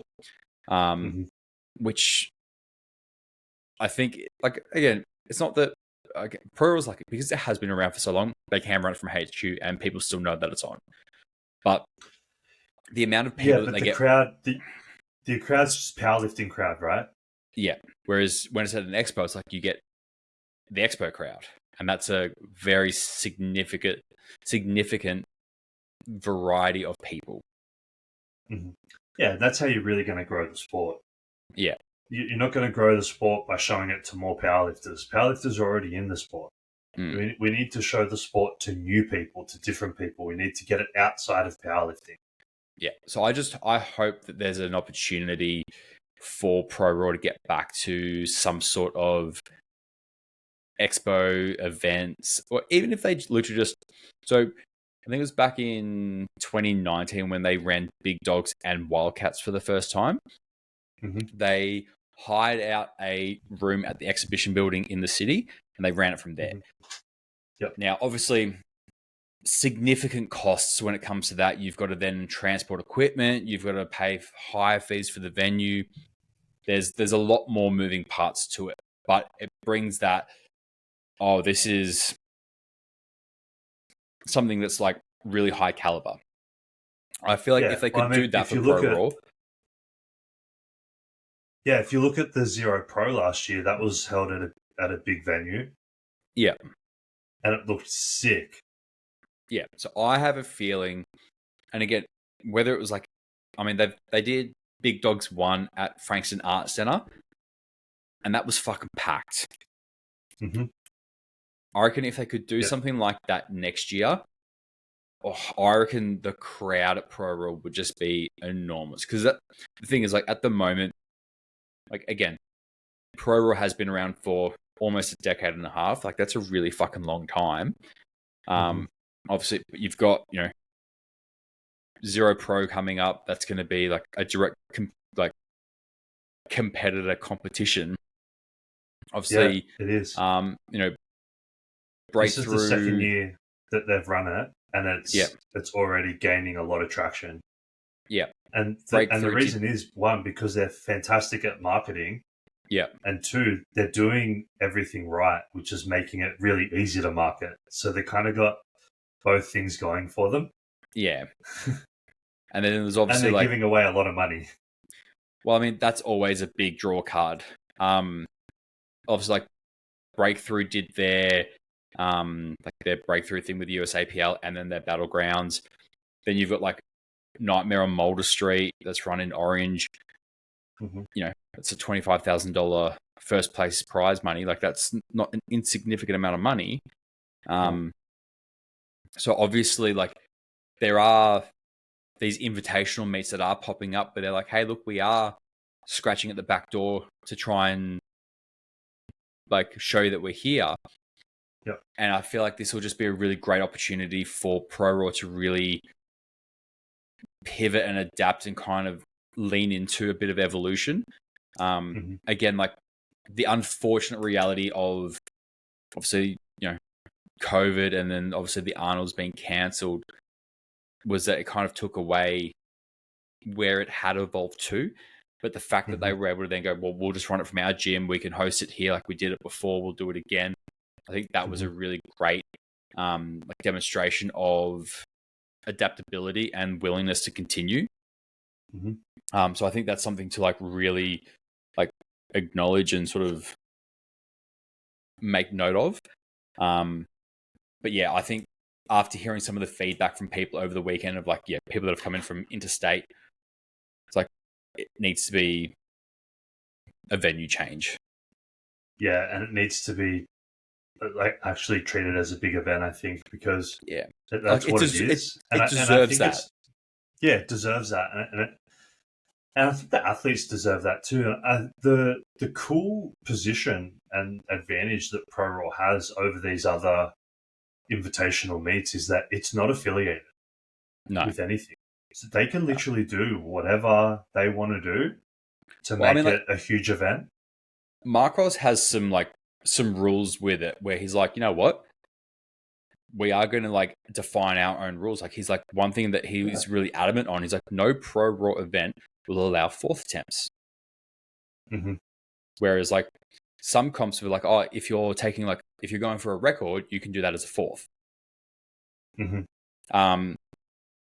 but he makes those rules. It's not a federated. No, but that's right? the cool thing. He has the ability to do whatever the fuck he wants to make the event a spectacle and run the way that he wants it to run. And so I feel like that's a huge advantage that he has where these other events don't have that. They have a rule book they have to follow. Yeah. Remind me when we finish up today, there is a rule that I heard them potentially talking about for next year. Yeah, is it a super total? If so, I'm there. No, it's not. But I mean, like that could actually, because obviously they do old dogs and stuff like that, and like so old dogs is like the over 50s comp that they run on like the Thursday. It could be really cool as if like message Marcos, be like, hey man, like would you ever consider bringing in a super total event as part of Pro? Because I know like a while ago they trialed like the strongman, like dumbbell, like there's some strongman events that they bought into it as well to try and like expand the market. There may be like at least like put out some feelers, like, hey, if like we bought in a super total event, would anyone be interested? Feel like it's knee sleeves only. It's whatever bench press you want, it's whatever deadlift you want, but then it's also a snatch and a clean and jerk. Whether or not they would run to the same standards of going like, you have to catch it with the elbows locked, or whether you could kind of like catch it a sort of press out. Again, it could be like a really fun way to sort of like start integrating a bit of the weightlifting market in as well. Like if you get, Kyle and Izzy from Uplift, like those two are phenomenal weightlifters who have huge squats. I imagine they would probably have sizable deadlifts as well if they actually tried it. And I would imagine they would probably have pretty decent benches as well, just because of how fucking outrageously athletic they are. Like that could be fucking cool. I'm actually talking to those guys at the moment about helping out organising an event towards the end of the year out of Breakthrough. That'd be fucking cool. That'd be fucking sick. Yeah, so I'm talking to I'm liaising with Breakthrough and the guys that own that and organise the events out of there, and then they're kind of trying to liaise with the Uplift guys to put us together to organise the event, because I feel like it's just a cool way to cross affiliate like strength athletes, and I coined the term athletes very fucking loosely when we're talking about powerlifting, but you know what I mean. strength enthusiast sports. strength enthusiast is probably a much better term, but yeah, I think it'd be a cool event, man. It's going to be quite fun. But I mean, Hopefully we can get it off the ground. Yeah, there was some fucking really cool feats of strength at ProRaw over the weekend. What were some of your favorites?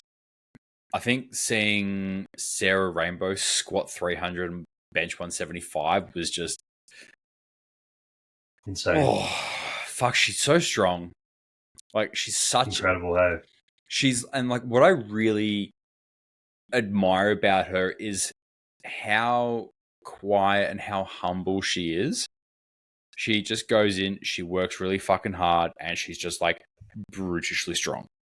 Like, wow. She's very fucking impressive. Yeah, that 300 kilo squat was insane. Yeah. Like, yes, yeah. Is that the only 300 kilo Australian female squat ever? Yeah. That's wild. Fucking insane. And then to back it up and bench 15 kilos more than you and I have ever benched is equally as insane. Yeah. Yeah. Well, 10 more than I've ever benched. Thank you very much. No. In a comp. We're not talking about that at the moment, Nicholas. We are... no, so that was just super bloody impressive. I mean, there was... Like, Alana's performance was unreal. Obviously, Keita copped the rough end of the stick. I think so too. Her performance was unbelievable as well. I would have, if Keita had not gotten the calls that she'd gotten on bench and she'd made one of her attempts, I would have been really curious to see how the rest of the day would have unfolded purely from a pressure perspective on both Keita and Alana. Yeah, I think that was, again, like the fact that obviously, you know, Keita bombed, but still came out and pulled 255. Like, again, like I don't obviously want to go to specifics on here because it's not my place to, but like she had a brutal weight cut. Like, I know. When I found out how much she had to cut, I'm like, that is fucking gross. But I also think it really speaks to like her level of competitiveness to be able to go, you know what, I am going to cut down to 75. I'm going to do this again, even on a 2-hour wait. I'm like, that's just fucking badass. Like, she's badass, dude. Oh, she's like, she's such an impressive lifter. What I'm just excited to see her do comps where she doesn't have to cut and she can actually express how strong she truly is. Like, I know, she, like, we were talking on the Sunday and she was telling me she's got a plan for a little bit later this year. And I'm like, if she does that, that's good. Like, fuck, just insane. Yeah, that's good. I wanted to hear that because I was hoping that she wouldn't go away again and take some more time off because I know it's been a little while since she competed last. No, I think from what she kind of said, I think she's got some redemption that she kind of wants to work with a little bit later this year and kind of make a bit of a statement, which will be very, very impressive. Yes. Cool. I mean, there was a few lifters that I hadn't seen where I was like super impressed. There was one woman who she came second in the 60s. A bit of an old, I think she was like, again, like I really don't want to say like, I think she was somewhere around like in her 50s. Well, I think Em may have told me about this lady. I think her name was Beck or something like that. But she pulled for the win on her third deadlift attempt and she got it. And she pulled like 200 kilos. And I'm like, it was the most gutsy pull I've seen. But she fucking like, and I was like, holy crap. I'm like, that was so fucking impressive. And then the girl who won like came out and just had to like pull 2.5 kilos more than she had previously, which was easy. And she just came out and smoked. I'm like, cool. Young girl, fucking strong, smoked at lift. Congratulations. But like, super impressive. Joe's client, Chantel, She had a Mm-hmm. real. She competed like 2 weeks ago and was like, "Fuck it, I'm going to be in Melbourne anyway. I'll just do ProRaw." She Nice. is. She's going to put up some fucking insane numbers, dude. What's her last name? Gauchi or something like that. I'm not Yeah, 100% sure. that's the one. She's yeah, Yeah, that's the one I'm thinking of. Yeah. yeah. Like it was funny. Joe played funny buggers coming into her third deadlift. So Change the he's numbers around and stuff. yeah. So he like I think she opened at 210. She took 222 and a half for a second, and then he put in 235 for a third. And I'm like, what? Okay, we'll see. And it was literally just to make the girl who was in third have to pull a little bit more, make her make a mistake. And then when she failed, Then Joe put it just back brought it back down. down to 225. And then she won on body weight. Yeah, perfect. And he's like, fuck it. She gets a payday. She podiums at her first pro roll, like happy days. But she was really fucking impressive to watch as well. I don't think that's playing silly buggers. That's just knowing the rules of the game that you're playing and that's using comp it day to your handling. advantage. Yeah. Yeah, that's knowing the rules. Like, yeah. I'm always amazed, constantly and consistently amazed at how many people compete and don't know all of the rules of the competition that they're competing in. And I'm even more amazed at how many coaches don't know the rules of the meets that their athletes are competing in. How are you going to compete to your full ability if you don't know the rules? Now, I feel like this falls on both the client and the athlete. And I told you I was in a ranty mood before I started, and this is going to be one of the things. And this is going to be another one because I've played a fucking lot of sports in my life, and I can tell you one thing for certain.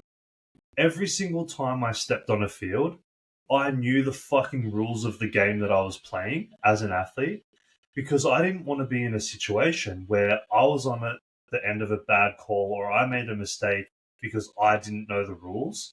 And that's what costed me the win because you play to win. And I don't care what anyone says in today's world, on whatever fucking upside down world we live in at the moment.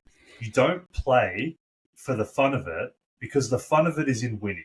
You play to win, and that's what's fun. Losing's not fun. So if you're playing to win, how the fuck do you expect to put yourself in a position to do that if you don't know the rules? That's crazy. That's like getting onto the highway, going 160 kilometers an hour, getting a ticket, and then just being like, sorry, dude, I don't even know the driving rules. I don't know what I'm doing here. What? No. That's not how this works. That's not how this works. No. So as an athlete, I feel like the onus is on you to know the rules of the competition that you're competing in. But if you're a coach, you absolutely need to know. You're taking money off people to put them through competitions. And if you don't know the rules, oh, dude, that's a whole nother level of ridiculousness. Yeah. Like I saw a post the other day, and I can't even remember where I saw it. It was on like one of the pages, one of the federation pages. I can't remember what one it was. And basically, it was just saying like, here's some of the rules that you might need to know as an athlete. You don't need to know all of them, but these are some of the ones that you might want to learn. And I just thought that was so dumb. Like, you do need to know all of the rules. Like, you need to know all of them because you're competing as an athlete and you need to abide by every single rule in that book. So how the fuck are you going to do that if you don't know what they are? Yeah. Right? Imagine rocking up to a comp and being like, oh shit, sorry, like I didn't know that rule. Like, can I still get white lights? Like, no, mate, you can't. It's pretty ridiculous, isn't it? Yeah, it just fucking sets me off, man. So yeah, definitely. I love when coaches do that, because basically that's just, okay, I know the rules and I'm going to use the rules to play the game to my lifter's advantage. Mm-hmm. And if that helps them win, like that's part of powerlifting. That's part of every game on the planet. If you know the rules, you can manipulate the game to suit you and to win. Yeah. It's like when you watch NFL, they don't just throw the ball away willy-nilly because it's nearly the end of the game. They time it perfectly so that they're like, okay, we're in the 2-minute drill now. We're going to run these plays so that we're going to leave them this much time on the clock, so then they have that many plays, and then we get the ball back last. So then when we kick a field goal, they'll have no time left to score and we win the game. Yeah. Like, if you know the rules, you know how to manipulate the way that you play to suit you. Mm. And that's all that is. Yeah. I mean, he knew that she wasn't going to take that deadlift, but they didn't know that. That's exactly what we did for Josh's final deadlift at Nationals. Exactly, yeah. And it works. And it's in the rule books. It's not against the rules. You can use the rules to your favor. Yeah. And you can't do shit like that if you don't know the rules. It's where I think there's a big difference between good coaches and bad coaches. Well, not bad coaches, but like uninformed. Yeah, but as a coach, you need to know this stuff, because half of the time when you're at competitions, the people at the table don't even know this stuff. Mm. So if they don't know it, and you don't know it, and your athlete doesn't know it, the chances of that actually happening to your athlete's advantage is pretty fucking low at that point. Yeah. Whereas if you know it and you know for certain, yes, this is a rule, I can change my deadlift this many times, I have up until this moment to change it. Cool. You can go up to the table and say, okay, I'm changing this, and regardless of what they say, you can say, no, listen, this is in the rule book. Like you said last week, you carry a rule book around with you. Look, here's the rule book right here. Yeah. This one here, I can change it this many times. It says here I can change it right now. Change it to this. Done. You can't argue with that. Yeah, exactly. But yeah, obviously... Rant's over. You may continue. Excellent. I'm going to set you off again a little bit more tonight, so just like buckle in. Obviously, on the Sunday was the guys. Again, absolute standout for me was our number one in our hearts and souls. It's Mr. Joseph Whitaker, who finally got his 1,000-pound squat in comp, which was unreal. Beautiful. His opener, like, it was funny. Because I obviously got there, and Joe comes up to me. He's like, he goes, are you going to be like busy this morning? I'm like, why? And he goes, are you busy this morning? I'm like, Joe, why? And he's like, I was hoping you might be able to bar load for me. I was like, absolutely. I'm like, what are your warm-ups? He goes, plate, plate, plate, plate, plate, plate, plate, plate, all the way up to 380, and then I'm done. I'm like, oh. Perfect. I'm like, you asked me if I could plate load like it was going to be hard. You were just stacking reds. Literally, it was just, well, actually, it was 2 reds, and then I was looking around going, with some of the other supers warming up on other monitors, I'm like, we're going to run out of reds, so then we ended up having to load 50s. Which was, yeah, it was pretty cool. Did you take the reds off and load the 50s on the inside, or did you just load them outside the reds? What do you think I did? I'm hoping you took it off and loaded it on the inside. Of course I did, because I'm not a fucking savage.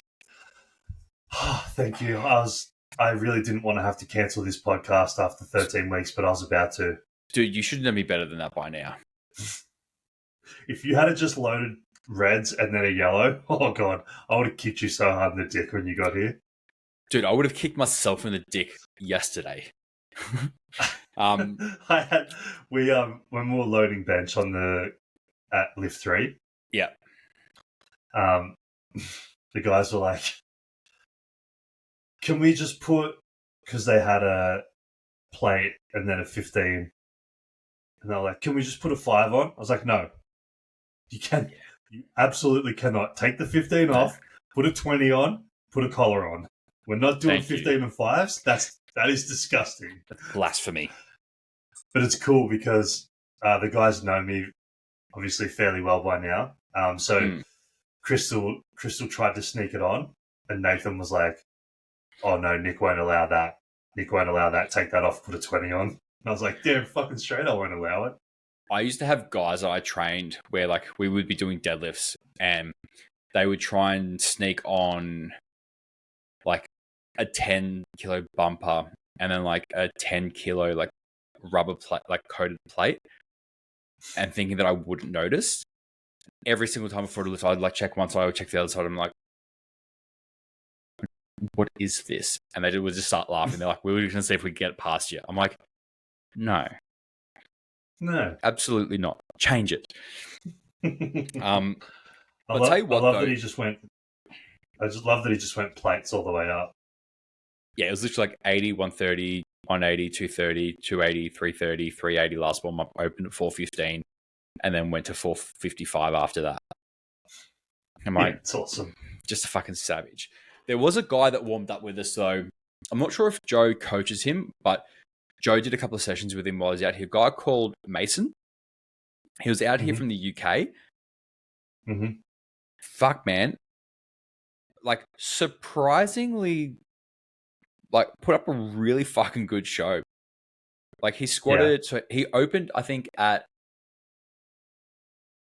was 375. Nice. Went 405 for a second. And I was like, oh, that looked pretty hard. It comes off, I'm like, hey, no, good job, man. Like, how'd that feel? He goes, good. He's like, I've put in 412 and a half for my third. He goes, it'll be hard, but he's like, I can grind a squat out really well. I'm like, okay. And my God, that man knows how to grind out a squat. But then, like, he went bench 200 kilos and he pulled, nice. I can't remember exactly what he pulled, but like, he had a fucking phenomenal day. And he was kind of one of the guys that, came over from the UK. I didn't really know who he was beforehand, but I'm like, one, he was just a really fucking nice guy. And two, like, really strong. But he would be 6'4"-ish, I reckon. Oh, nice. And he has a like hip width, like squat stance. Oh yeah, I saw that guy. Yeah, super narrow. Yeah, and I remember like his first couple of warm-ups. I'm like, bro, you have a beautiful squat for a guy your size. That squat's as narrow as you do. And he goes, yeah, man, it just feels comfortable for me. I'm like, awesome. Yeah, that stood out like dog's balls to me. I pointed it out a couple of times to Em because Em sat down and watched the squats. I was like, yeah, look at how close this guy is squatting. Yeah, but Mason was like, he was really, really nice. Like, he was one of the guys where I'm like, you know what? I'm like, he's one of those guys you like being in a powerlifting warm-up room because he's just a fucking good dude. I mean, obviously, Mitch put up an awesome performance. That man is just a fucking monster. He's a strong dude, hey. Like, I think he went, what was it, like 907 and a half at 110? It'd be interesting to see because I know that he's competing again on the weekend. It'll be interesting to see if he tries to push that bit more. Yeah. Because I know he missed a couple of lifts that he was hoping to get. Yeah. So I'm just wondering if, like you said, it was quite hot down there. The mono was giving a few people some issues. So I'm just wondering if maybe, because I think that meet that he's competing at is actually at his gym. So it is. I'm just wondering if that familiar environment provides that sort of home court advantage. Yeah. Yeah, because it'd be cool to see what would happen in that situation because I feel like there's a fair bit more left in the tank, even at 900 kilo total. I feel like there's more there. I reckon if he has like a really good day, I reckon he could go like 935, 940, which is crazy, insane. Yeah, that's big. Some of the 95 guys I was pretty fucking impressed with, though. There was a guy who squatted like 367 and a half. Pretty sure there was a couple of guys that were pulling over 800 pounds as well. I'm like, there was a lot of like for me, like I didn't know a huge amount of the guys in the 95s. Mhm. I think the only guy I knew was Jason Stupas, who owns Hustler Gym here in Mhm. Melbourne. Um, Mhm. I think he squatted 320, benched 180, and I think he pulled 320 as well. So like Yeah, his squat was really nice. it was nice to see him in wraps this year though. Mhm. I think it was either last year or the year before. I think he did it in sleeves. It was last year. Yeah, but it was nice to Yeah. finally see him in wraps. I was like, yes, thank you. That gym's beautiful, dude. Oh, dude, His gym is beautiful. it is so aesthetically pleasing, and from an equipment perspective as well, the stuff they have in there is insane. He went all out. Yeah. I remember talking to Will about it when we went up to Queensland Estates last Mm, May, yeah. and he was like, "Dude, I've seen the equipment list on what he's ordering, and it's gonna be insane." And Well, then, yeah, it definitely didn't disappoint, and it just looks aesthetically so beautiful with that logo backlit. Oh, mm-hmm. it looks so nice. Done such a fucking good job. I It's, mean, yeah, there was a lot on Sunday that was really impressive. do you know who really impressed me on Sunday? Who's that? He came second in the, I think maybe 110s. It was Nick? Aaron's client Nick, yeah. because he did that in sleeves, and Yeah. he is strong. So, fun story. He only made his opening squat, Yeah, and I think he made 2 attempts on bench, and then he had the most ridiculous third attempt pull I've seen in a very long time, which that like was a beautiful deadlift. Oh my god, that was a grind. so this is like the point for me. There was obviously Oh, Nick who was in third, and there was Tyson who was in second. Now, I fucking love Tyson. I think he is the fucking, mhm. for lack of a better term, he's a fucking sick cunt. I have he's the obviously, he's the lawn goat. he is. That man knows how to cut a fucking lawn, that's for sure. Um, Hmm. but obviously, with how he got injured, I think it was his last time prepping for ProRaw, was devastating. And to finally see him get back to a point where it's like, yeah, cool, like you're now back on the platform. And I mean, fuck, he was sitting in second pretty comfortably. Like, I think he squatted 340. He benched two something. It was Hmm. 212 maybe, somewhere around there. And then pulled like 307 and a half. Like, beautiful lifting from Tyson. Um, Hmm. obviously, Nick missing a couple lifts early on the day. Like, again, I was sitting there, I'm like, I want them both to do really fucking well. Obviously, Aaron was like, well, we know what we're doing. Like, we're not obviously not in a position to try and pull for first, but we're absolutely in a position to pull for second. And he's like, worst case scenario, if he misses it, he still comes third. Like it's win-win really. Yep. And obviously, if Tyson had made his 315, which he just fucking missed on lockout because his hand tore Yep. open, Yep. and tore open pretty bad too, I might add. Then like cool, they got to drop down from 357 to 355. But my God, if there had been 355.1, he would have missed That that. wasn't. Like Uh huh. that was literally the maximum amount of kilos that he had in him was on that bar. When it came off the ground, I was like, he got to his knee, and I'm like, oh, he's not going to fucking get that. And then No, I'm like, he's still going. And then very slowly. he got a little bit rocky at one point. I'm like, he's going to get fucked with that one. And then he kept going. I'm like, this cunt might fucking hold on to it. And then he stood up with Hmm. it and he put it down. I'm like, oh, now it's that like anticipation window of going, it's gone down. Now we're waiting on the lights. And I think it was 2 white, Hmm. 1 red. or maybe Mhm. whatever it was. But when it came out saying that pretty much, yeah, lift was good, I was like, I'm pumped for Nick, but I was devastated for Tyson. Was there good energy when that lift was given good? Because fucking hell, that was a grind and a half. The gym was very loud. Yeah, Yeah, real loud. But I because I mean, know yeah, people love a grindy deadlift. I don't really think it matters what weight's on the bar. I think when you're at a powerlifting competition and you know someone's pulling for placing and they get it, oh, it's sexy. Yeah, especially when it's one like that where you know it was a fight and they just ground it out and didn't give up. Yeah, I love that. I think those are the best deadlifts to see in comp. Um, yeah, like the 110s I was was just really really, good. I was very impressed by him because he looks like a fairly tall lifter too.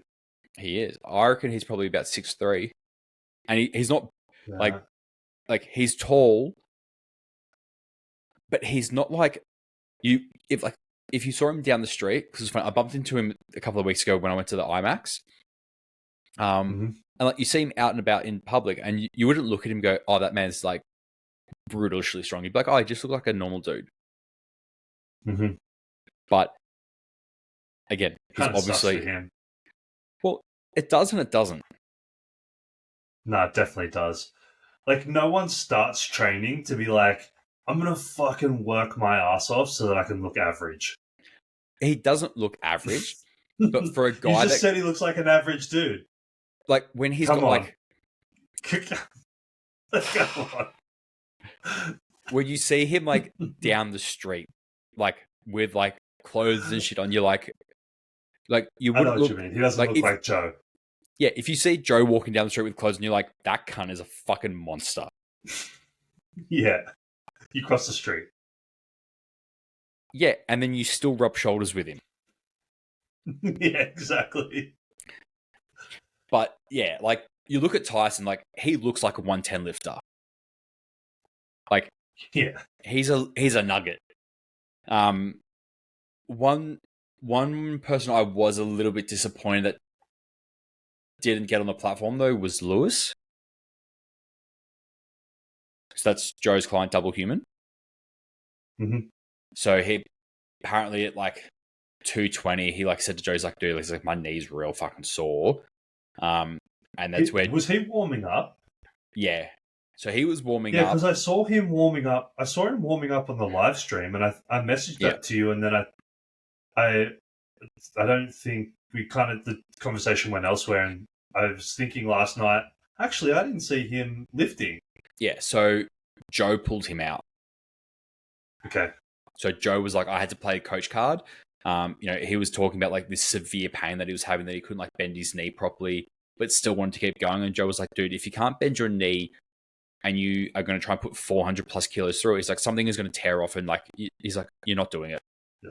And that's, Yeah. I think like, That's it would so be, good that he did that. oh, it's fucking amazing that he did that. But that's also like the real challenge of coaching someone and having them in a high level competition like ProRaw is the day of comp going, hey, you know what? You've put in all this hard work, but guess what? Tough shit. I'm not letting you do it because I value your overall well-being over your performance as an athlete. Like it's a great place to stand from a coaching perspective, but it's also a really hard decision to make. It's a hard decision to make, but it's the right decision 100 times out of 100. Always. Like one thing I constantly tell all of my clients is I'm like, guys, you as an individual and as a human, come first. You know, I'm never gonna say like, you know, I've had clients in the past that have had some pretty brutal personal shit going on. They're like, hey, look, I'm having a really hard time. I'm not gonna turn and go, well, tough shit. You've made a commitment to do this competition. Park your fucking personal stuff off to the side, get your training done, and then figure your shit out. It's like, cool. Like if you're in a spot where you can't actually compartmentalize it and it's that severe where you're having to have this conversation with me, it's like, cool. You as a person is always going to come first. Yeah, and it's such a hard thing to do, like you said, because when we're talking about performance, I'm definitely of the opinion, and I always have been and always will be, is that performance and health, or performance and what's the word I'm looking for? Balance. Mhm. They don't.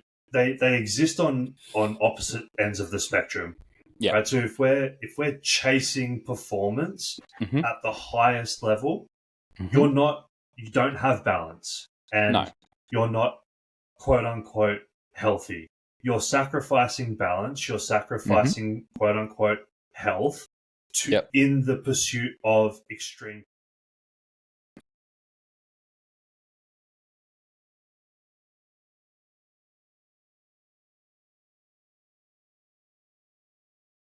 Yeah. That's something that the athletes at those levels they understand that, and they're making those trade-offs. Mhm. As a coach, you're juggling. Okay, so my athlete wants X performance level. I need to help them get to this performance, and there's going to be some things that we're willing to sacrifice on. There's going to be some trade-offs that we're willing to make. There's also lines that we have to not be willing to cross. Mm. And when we get to those lines, there's a decision to make: is, do I stick to my word, and do I not cross these lines because that's my duty of care to this person, is to keep them from crossing that line? Because if you get an athlete, and I can tell you, I've been there as an athlete, there wasn't a line that I wasn't willing to cross Mm. in the pursuit of performance. I would literally, I was quite happy to die at fucking 25 years old in the pursuit of being the absolute best. Well, this is something you hear quite a lot when it comes to Olympians, is when they're prepping for an Olympics, they often get asked like, "Hey, would you willingly die 5 years after winning gold if it meant that you walked away with a gold medal?" And they're all like, "Yeah, absolutely." Mm. Mm-hmm. And it's like, cool. Because obviously, like, you win at the Olympics, it's like you are the best in the world. Yep. But the fact that people are, and again, like, I don't think I love any sport enough to go, yeah, I would be happy to be dead by the time I'm 40. I don't think there's anything I love enough to go, that's a good trade off for me. Yeah. And there has been for me, Hmm. like Like, rugby league when was I that was, for me. yeah, when I was younger and I played basketball at the level that I did, like, basketball was everything to me. And if someone had been like, hey, you can get drafted into the NBA when you're 18 and you can have a beautiful career, but you're going to be dead by 30, I would have said, absolutely, let's sign me up right fucking now. Mm-hmm. Yep. Now, I don't think there's anything that really drives enough desire in me to want to be like that good that I would go, I will die in 5 years' time to be the best in the world at this. Yeah. Well, I know I'm not going to be the best in the world at anything, but Hmm. I'm still making trade-offs. That's for sure. And I'm still I think, trading years. I'm still trading years for what I would consider quality. hmm, I don't see quality of life being a length of life mm-hmm, conversation. I see it more so from the perspective of, what am I doing with the years that I do have? mm-hmm, And if I can trade 5 years, 10 years, 15 years off the end of my life to be bigger and stronger during the years that I am here, mm-hmm, I'm still making that trade off every day. yeah, I literally still am to this day making that trade off. Like, I'm not mm. sandbagging shit to try and extend my life. Fuck Oh, no. I'm not either. Like, I No. still want to be the guy who, like, when I'm in my 50s, I can still walk up to the gym and go, yeah, okay, let's load 250 onto a bar. Like, I'm going to rep that. And Yeah, and I openly tell, if that means you can do that at 50 and you die at 75 instead of not doing it 50 and die at 90, uh, Yeah, I'll die Yeah. at 75 and be fucking a badass at 50, thanks. So my thing is like I openly tell my family this all the time, and they always get a little bit uncomfortable when I mention it. But I'm like, literally, the moment that I can't look after myself anymore, I'm like, take me out to the bush and fucking shoot me. Like, by that point, I don't want to be here anymore. Dude, you know what's wild? I just at this point, I'm pretty much just living my life like it's the last day I have, because I didn't expect to be alive right now, let alone any beyond this. Dude, I'm Man, 38. I didn't expect to make it this far. well, I'm glad you did. You know, you've heard some of the stories of my teenage years, my early 20s. Yes. You know, some of the stuff that we spoke about in the episode that we did with Jordan, of like living in a car for a period of time, and you know that's not even close to the worst of it. But you know, some of the weekends of $30,000-$40,000 getting spent over 5 days at a casino. There's been some times, man, where I just feel like I'm pretty lucky to be here right now at 38. So anything beyond this is just a massive bonus. And when I go, believe me, I'm going to go like big and strong.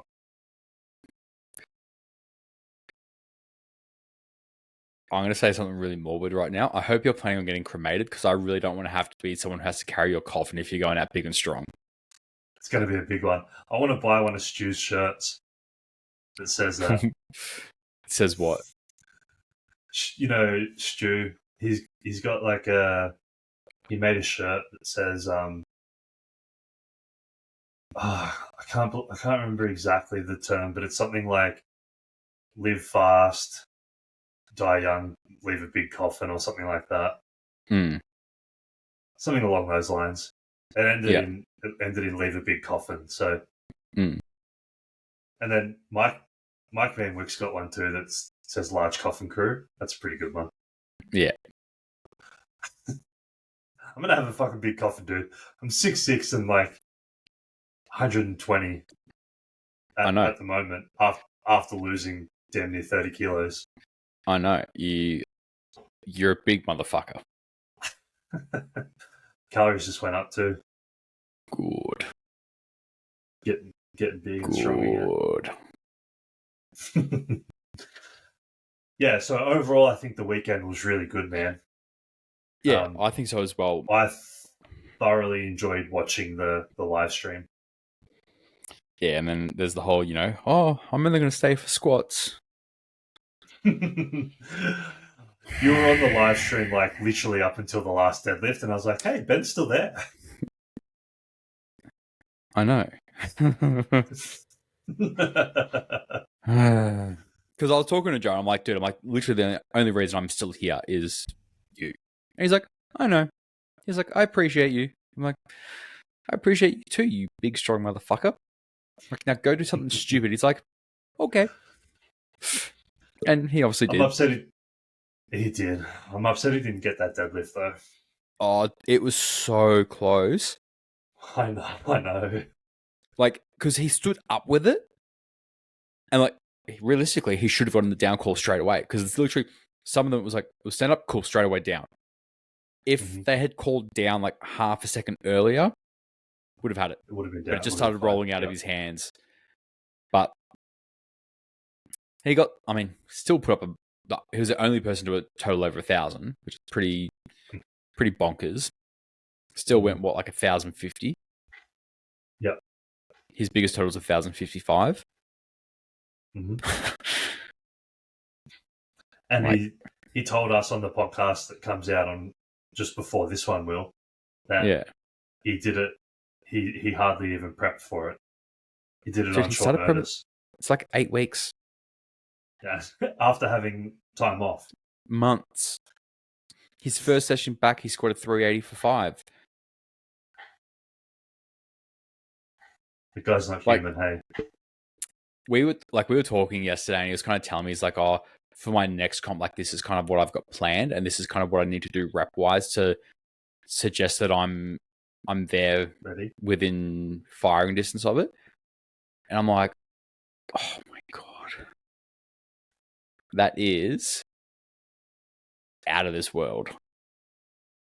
I really want to know what that feels like mentally, knowing that that's what you're going into squat. Because I know for me, when I was getting up into those really heavy squat sessions towards the back end of prep, and I knew that session that I knew I was going to squat 300 kilos and I was going in for it, I got my program Monday for that, and it said RPE 9.5 or something like that. Like, he just said, I want you to just do it. And I was like, I'm going to squat 300. And I could not stop thinking about it. And to the point where I was like, so nervous because like, that's really heavy for me. That's going to be really heavy. Imagine knowing that you're going in to squat 385 for 5. Like, what does that even feel like? Like 380 kilos on your back for 5 reps. But like mentally preparing for that, knowing that that's what you're going in to do. It just seems so crazy to me. Yeah, it's because it is. But that's It's why not Joe normal. does it. That's why Joe does it. Yeah, I know. He's just an animal. He's incredible. So did you want to move on to, is there anything else that you wanted to say about ProRaw or the weekend in general? Oh, I fucking love comp days. Did you like that story? I was almost going to put one up for you on Sunday. I'm like, nah. I'm like, I'm tired. Didn't have the same enthusiasm. No, like, it was funny. Like, everyone kept asking, like, oh, like, who do you have this weekend? I'm like, no one. And they're like, oh. I'm like, I'm just here to hang out. He's like, oh, okay. But like, literally, I'm like, they try and make it a pretty big thing where it's like, if you're not a lifter, or if you're not a handler, like, stay out of the warm up rooms. I'm like, I'm going in the warm up room. I'm like, Yeah, I feel like I've been around long enough that people can be like, oh, it's Ben, it's fine. yeah. You can And just do also, whatever. I'm not an asshole. I don't get in people's way. Like, I offer to help. I like unload bars and shit. Like, I'm a contributing member of society. Yeah. Speaking of coaches, massive shout out to Will, because That poor guy was struggling on Sunday. yeah, I was watching the live stream and I just kept saying like, dude, Will's handling like 8 people today. I spoke to him on Sunday morning. I'm like, how you going? He's like, dude, I'm literally just counting down how many lifts are left. He's like, there's so much to do. And I'm like, oh, good. Yeah. Yeah. Like, He that was poor guy. he was handling so many people on Sunday alone. I know he had Well, he had a people on all massive 3 other weekend days. period. Yeah. Yeah. That'll be interesting to chat to him in the coming weeks, because Certainly will be. He's doing a lot at the moment. It'll be good. Yeah, that's definitely one thing that really stood out to me watching from afar, was like, oh, he's got a lot going on. Yeah. So, and I think he did really well to. I think he did phenomenal. I think any coach that has to that. handle like a team at an event like ProRaw, like, they have their hands full, and the fact that they can still get it done is exceptional. Mm-hmm. Yeah. Cool. That's all we have to say on that. Only took us 2 hours, 2.25 hours to get through. Long time, but that's okay. Sorry if we missed anyone or anything. No doubt we did. I guarantee you we did. We are. Absolutely. That's part of our charm, is that we're a little bit quirks. slow, apparently. Quirks. Welcome to Bars Loaded. Exactly. So I guess the topic that we're going to move on to next is programming, and kind of how we like to structure our programming phases, I guess, throughout the year. And What are some of the different phases that we have throughout the year, and how do they look, and what do they entail, and how do we apply those to each athlete that we work with? So do you have a little bit of a system, I guess, or a framework of programming phases that you like to work within? I do. There's actually another one. Also, I know we spoke about this a little bit earlier, but there is an extra one that I thought of that I forgot to mention then. So there's a few that I work with. Like one is like a structural balance phase. So if someone comes into me and they are just fucked, I'll usually put them through a structural balance phase just to like restore range of motion, give the body a really well needed break from a lot of the heavier shit that they keep doing, which keeps fucking them up. So there's structural balance, there's like hypertrophy, there's sort of general relative strength, depending on how you want to look at it. There's peaking blocks, and then there's also like conditioning blocks. And they're kind of the main ones that I will work with athletes. Again, they don't always get exposure to every single one. Like with anything, I'm not just going to do something for the sake of doing it. Like there needs to be reason and legitimacy behind it. So for example, like Josh has started back up with me, and he's kind of in a mix of hypertrophy and conditioning at the moment. Shout out to Josh too, because I know that he listens, because he sent me a screen recording of us talking about him yesterday. Good. But so we're going to do it again, Josh. Yeah, shout out. Suck it. We love you. I gave him a conditioning day, and he's like, "What the fuck is this?" I'm like, "It's a conditioning day. It's good for you. Enjoy." Like, yep. See if I can pull it up really quickly. But like, that's fucking awesome that you did that, because that will be very, very good for him. Yeah. Hang on.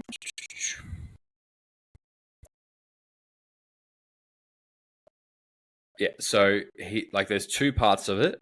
One of them is like 20-second effort at an 8 out of 10, 40 seconds easy at like a 3 out of 10 for 8 rounds, and his score is his total calories burnt in that time. Perfect. He chooses the machine or the implement. So I've said either an assault bike or a rower.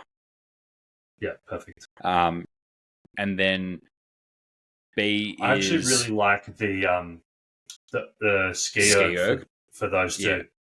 Yeah. And then the B series for that is either assault bike or rower again, and it's for 400 meters, but at a 1-to-1 work rest ratio. And it's like, so whatever you obviously complete 400 meters in, that's your rest period. And I think there may be another section to it. Oh yeah. It's a 120-second max effort distance. Rest for 3 minutes. Repeat for 2 efforts in total. Record max distances for each effort. Beautiful. And I'm like, I love it. Oh, it's like, I look at it, I'm like, cool. It's kind of appropriate, but it's kind of not. Like, obviously, max effort for 2 minutes for a powerlifter is going to decline rapidly. But what that will then help him do is that when he has hard sets of like volume and tempo, he's gonna be able to handle that, which is going to mean that his baseline like strength level will develop over time.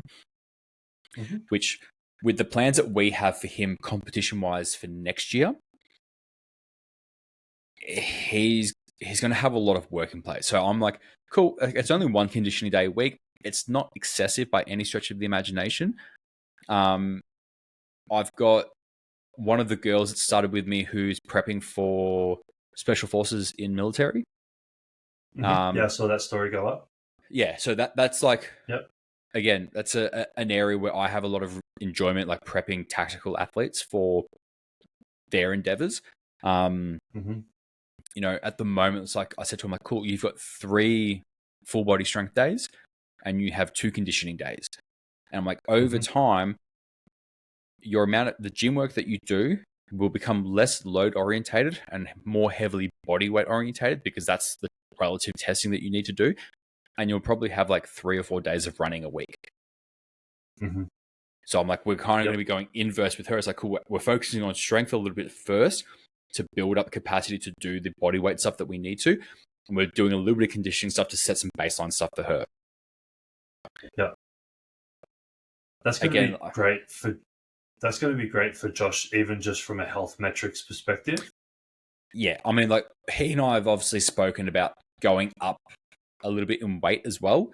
And we've, thankfully, like, we're both on the same page about, like, it needs to be good weight. Like, I don't want him putting on 8 to 10 kilos just for the sake of putting it on. And he's like, yeah, it's like, if we're going to put on that much mass, like, we need to be doing that of tissue.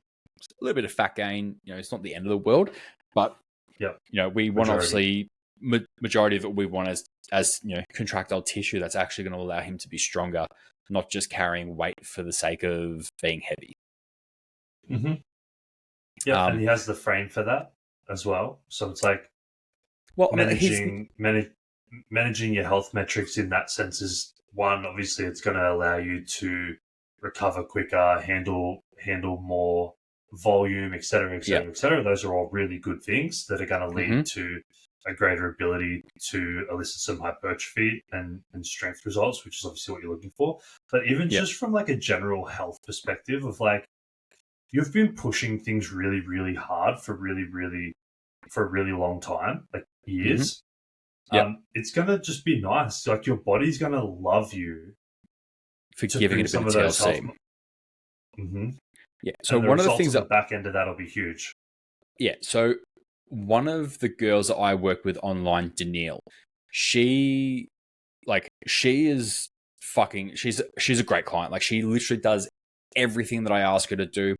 All of the trackable things she does. Like, she dots all of her I's, she crosses all of her T's. She's fantastic. Shout out to Neil. But her heart rate, we know with how consistent her heart rate is. So her heart rate, for example, sits low to mid 50s. Like, her health metric on that front is exceptional. So when she uploads into her spreadsheet, she's like, "Oh, I tracked my heart rate. It was at 62. I'm like, "And let me guess, you felt like shit that day." She's like, "Yeah, I did." Now, for like, if a powerlifter was like, "Oh, I've got a resting heart rate of 62, they would be like, "Oh my God, I'm so incredibly healthy." But powerlifters will be like, "I have a resting heart rate of 96. Look at me go. It's under 100. And it's like, bro, your heart should not be working that hard at rest. Nope. And this is no matter how big you are. Yeah. I'm like, Luke Lehman from Muscle Nerds loved using me as an example for like a good period of time as like blood pressure, heart rate, all that sort of stuff. Even when I was in the midst of prepping, like, I would still be sitting at like a 117/74 blood pressure and like a 56, 57 heart rate. I can't say the same thing about myself. I know you can't, but like, I can now. Yeah, but you can now because you've put in a lot of fucking effort to get to where you are. But like, he would ask me, he's like, "What do you do for like your cardio?" I'm like, "Dude, I walk my dog twice a day. I actively manage my stress, and I focus a fuckload on my recovery." But I'm also not adverse to utilizing cardio when it's required to elicit some health responses, because the healthier you are, the better you're going to be as an athlete, because you're more in that sort of like position where it's like, cool, if your baseline is in a better spot, when you then have to push into the unhealthy zones, you're not going from unhealthy to really unhealthy. You're going from healthy to slightly less healthy. And that's kind of the balance I like to find. Yeah, I think that's a really, really good distinction to make, because the pushback that I always get on this, with the conditioning for powerlifters conversation, which, again, you and I talk about this till we're blue in the face, and I know that we always will. The pushback we often get is, well, powerlifting isn't healthy. If you want to be the best, it's not healthy.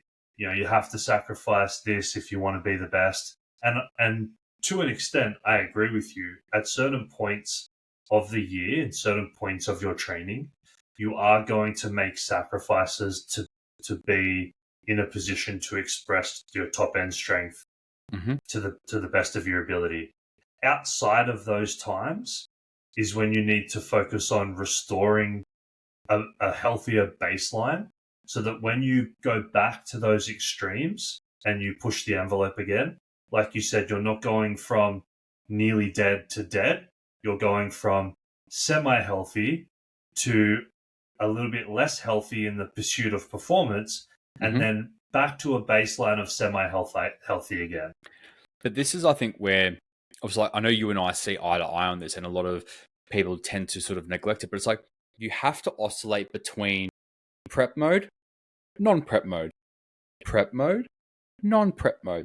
And you need to have enough time here so that when you then do go into these waters here, you're more equipped to handle the stresses that are going to come with that. Again, and I think this is the other thing, like people do the whole like, oh, well, we're not going to do cardio because to be the best in the world, like it's not conducive to the sport. And you speak to anyone that's at a high level and they all understand the importance of off seasons and, you know, doing conditioning so that they can handle more work and recover better from it. They understand that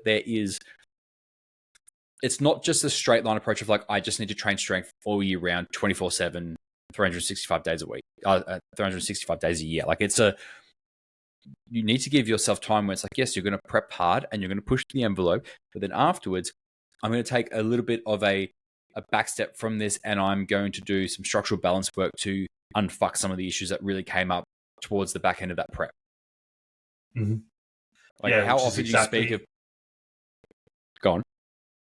I was just going to say that's exactly how I break down my training phases throughout the year. So you mentioned all of your phases, and I've kind of got a little bit of a even simpler overview that I use of training phases, and then within that, those 3 training phases that I kind of break the year up into are more of those training phases that you kind of mentioned. So my kind of way that I would look at an athlete is pretty much the same for any athlete that I have, whether they're a powerlifter, a rugby player, a tennis player, a swimmer, a fucking high jumper. It doesn't matter. It's all kind of the same training phases, and that will be a GPP phase. GPP standing for general physical preparedness. And for everyone that's listening, no, that doesn't just mean pulling a fucking sled around a car park 3 times. That isn't GPP. That's another fucking rant that I'm about to go on. Go. GPP's not pulling a fucking sled, man. What is it then? GPP is general physical preparedness. So variation of movement, planned and structured with the idea of progressive overstimulus throughout the training phases in variations of movement that are outside of your specific sport, that you're not exposed to in the next phase of training, which is SPP, standing for sports specific preparedness. So if we're talking about powerlifting, the SPP phase would be a prep, where you're doubling down on the things that you need to do to get better at your sport, squat, bench, and deadlift. Okay, so you're training the specific demands of the sport as much as possible. You're putting yourself in the best position possible to express strength in those 3 movements. The rest of your programming outside of those 3 movements are supporting movements or supporting exercises that are going to help elevate your ability to express strength in those 3 movements at the end of your prep on competition day. That's your SPP phase. Following an SPP phase is what I would refer to as a restorative or a restoration phase. And that is a phase that will vary in length based on the athlete. And the idea is to undo some of the adaptations that have occurred in the SPP phase. bring back a baseline of movement, similar to what you mentioned with your, I think you coined it like a structural balance phase.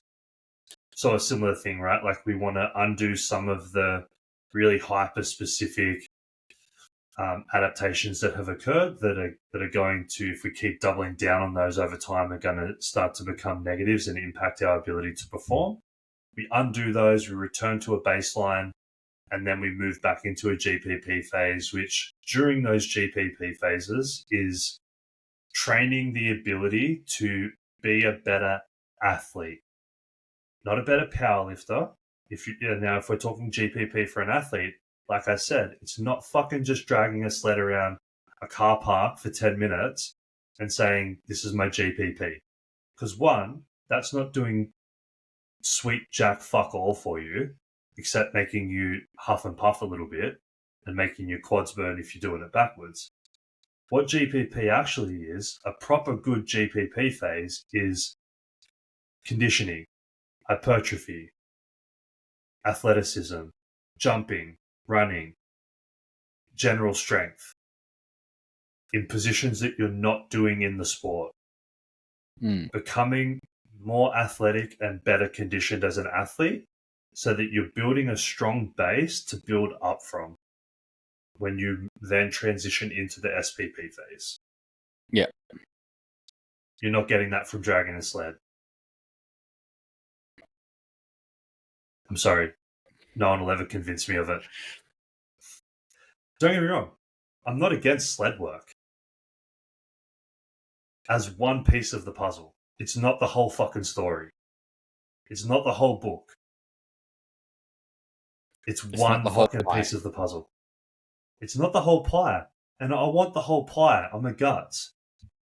I don't just want a slice. I want the whole fucking thing in and around my mouth. I want the whole thing in and around my mouth. Don't give me a slice and tell me it's the whole thing.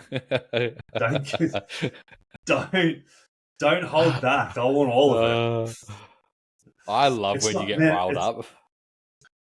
It's just this stuff really fucking bothers me, man. It's like you're missing so much here.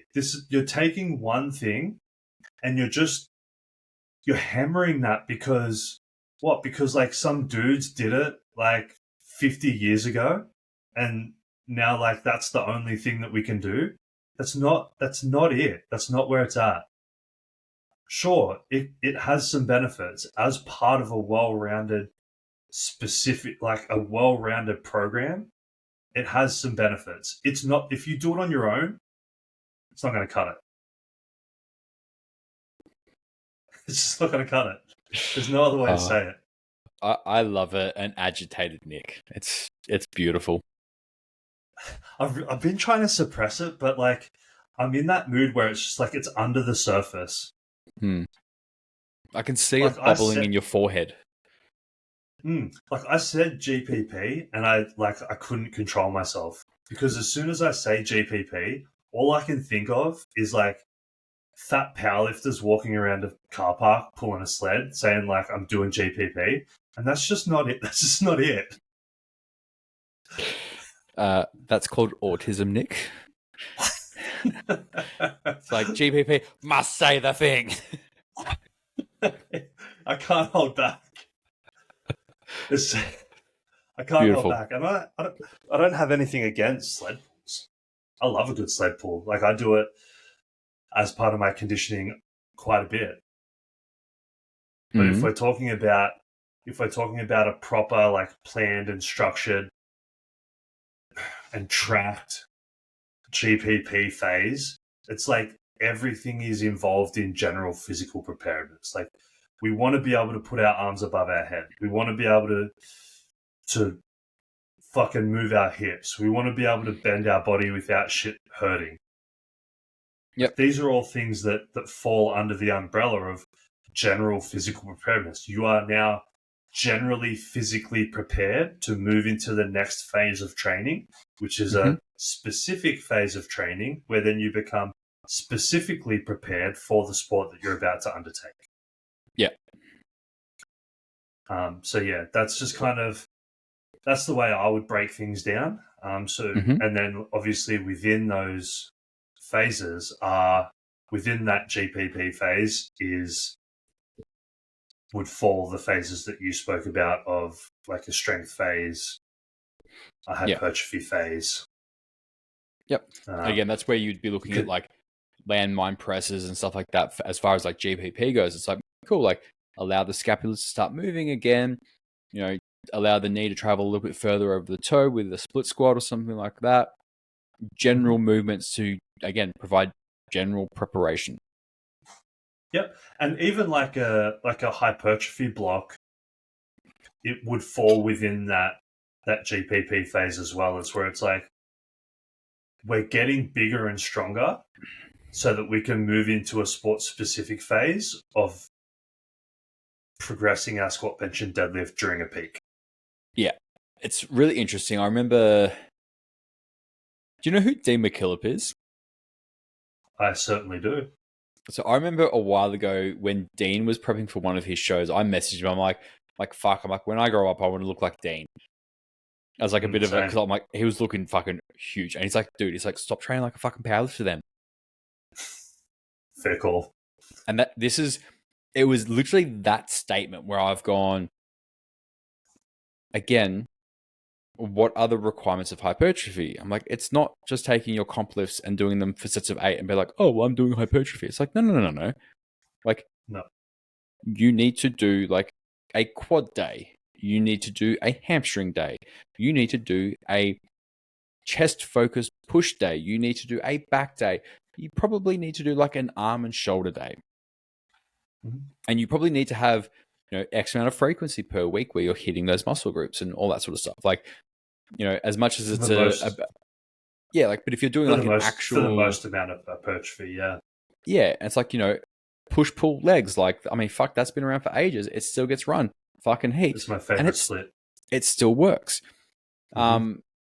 And I think where, like, again, powerlifters will be like, oh, well, 4 days is optimal for strength expression and for competition prep, and that's what I'm going to continue to do. Yet, you'd say, oh, we're going to do a hypertrophy block. And they're like, yeah, no worries. It's like, cool, you're going to train 5 days a week. And they're like, oh, no, that's not optimal. I can't do 5 days. It's like, bullshit, you can't. You could do fucking 6 for all I give a shit. I'm training 6 days. I'm not. and on one of those days, it's a double session. I'm doing 8 sessions a week. Nice. Real nice. So 2 of the days will be double days. Yeah. Yeah. But this is kind of where I go... If powerlifters actually did some genuine GPP work, they wouldn't be worried about a 5 or a 6 day split. They'd be going, okay, cool, like, I'll make it work. The only time, I've got clients of mine that train 3 days a week. Mm-hmm. And they're 3, 45 to 60 minute sessions. Mm-hmm. Is that optimal in an ideal world? No. But is that optimal for them and their schedule? Yes. Like, cool. Yeah. Let it be. Mm-hmm. Yeah, and I think with obviously we know. Well, I'm a huge advocate of like all training is essentially hypertrophy training in the sense that if you're lifting weights, you're going to gain some muscle,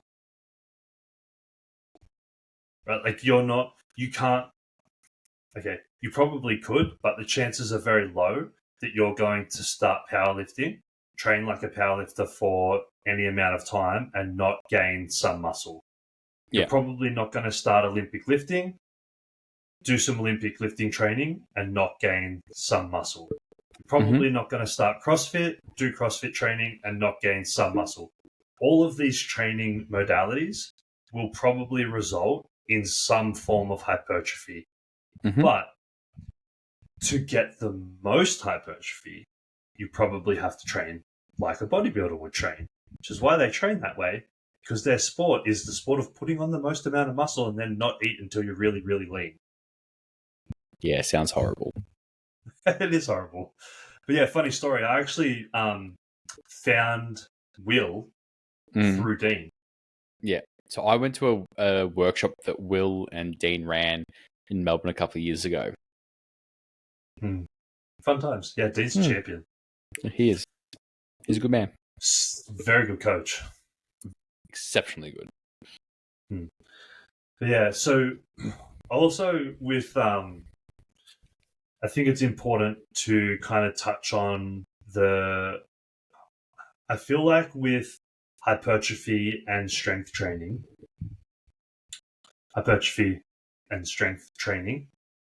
especially as a powerlifter, I really don't like to think of those. I think of more of those as on a sliding scale. So it's not, I'm only training hypertrophy now and I'm going to get no strength gains, or I'm only training strength now and I'm going to get no hypertrophy gains.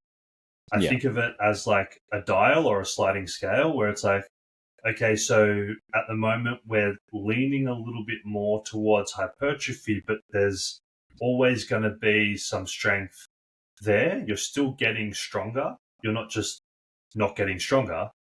And okay, we're in a strength phase now. That doesn't mean that you're not getting any hypertrophy. It's just probably a little bit less than if that was the main focus. So they're always kind of like tertiary or primary and secondary to each other in most of the kind of programming that I would do. Yeah. And then, or sometimes it would be like tertiary and maybe like athletic development or like explosiveness or something might be a primary or secondary, but they just kind of toggle.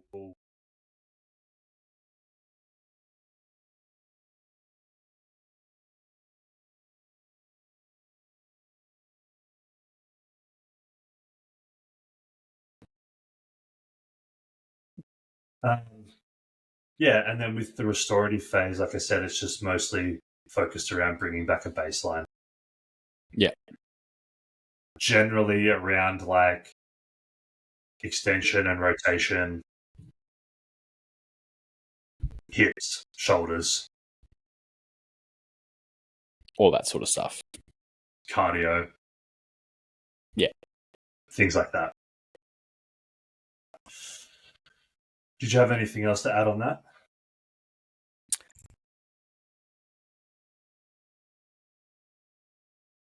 Kind of a question that links in with that.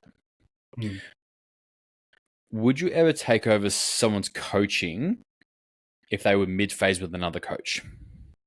Yep.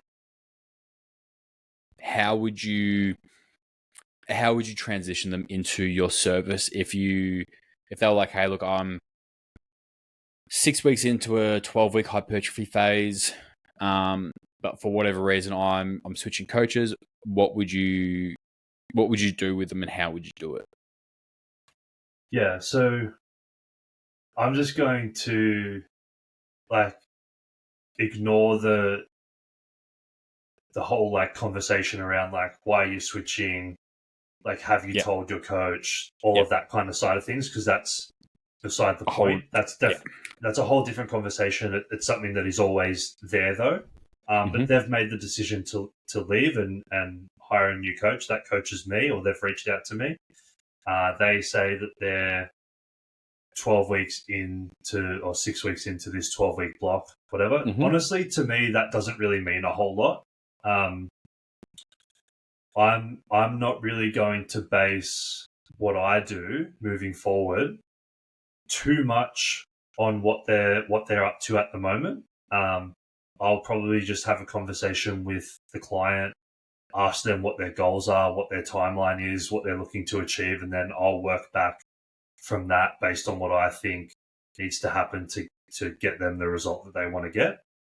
I'm not, if I have a client come to me that says, I want to compete at this time, or I want to achieve this result by this time, and I work back from that and they say, oh, but I'm 6 weeks into a 12-week hypertrophy phase and I think that's the last thing they need to do, I'm not going to be like, all right, well, I'll program you 6 weeks of hypertrophy and then we can move into what I think you need to do. I feel like that would be pretty ridiculous of me to do and probably waste 6 weeks of their time. If I think that they need something different, obviously that they trust me enough to reach out to me. I'll just say to them, look, this is based on what you've told me, the timeline that you've given me. This is how I think we should structure your training moving forward. This is the reasons why. how do you feel about that? And if they say no, then I'll be like, sick, probably not the coach for you. And if they say yes, I'll be like, welcome to the team. Beautiful. Yeah. What about you? I would approach it fairly similar. Again, obviously, under the presumption that we've had the discussion around like, why are you leaving, that's all squared away. I would ask to see current training videos to see how they're moving, and kind of utilize that as a framework to go, well, if you're moving like a fucking raggedy ass fucking tin man and you're a year out from even considering a comp, it's like, cool, like I don't care where the fuck you are in a program, like we need to fix shit.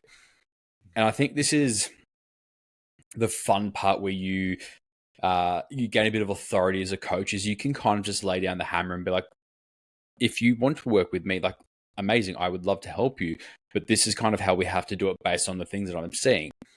Again, as much as there are times when I really like a collaborative approach with my clients, there are also times when I go, look, at the end of the fucking day, like my job is to guide you to where you want to be. And because I'm a little bit more zoomed out than you are, and you're probably really hyper zoomed in, I'm probably going to have a better lay of the land as to what's actually going on here. If someone comes in and they're moving really, like, again, I'll use Danielle as a really good example.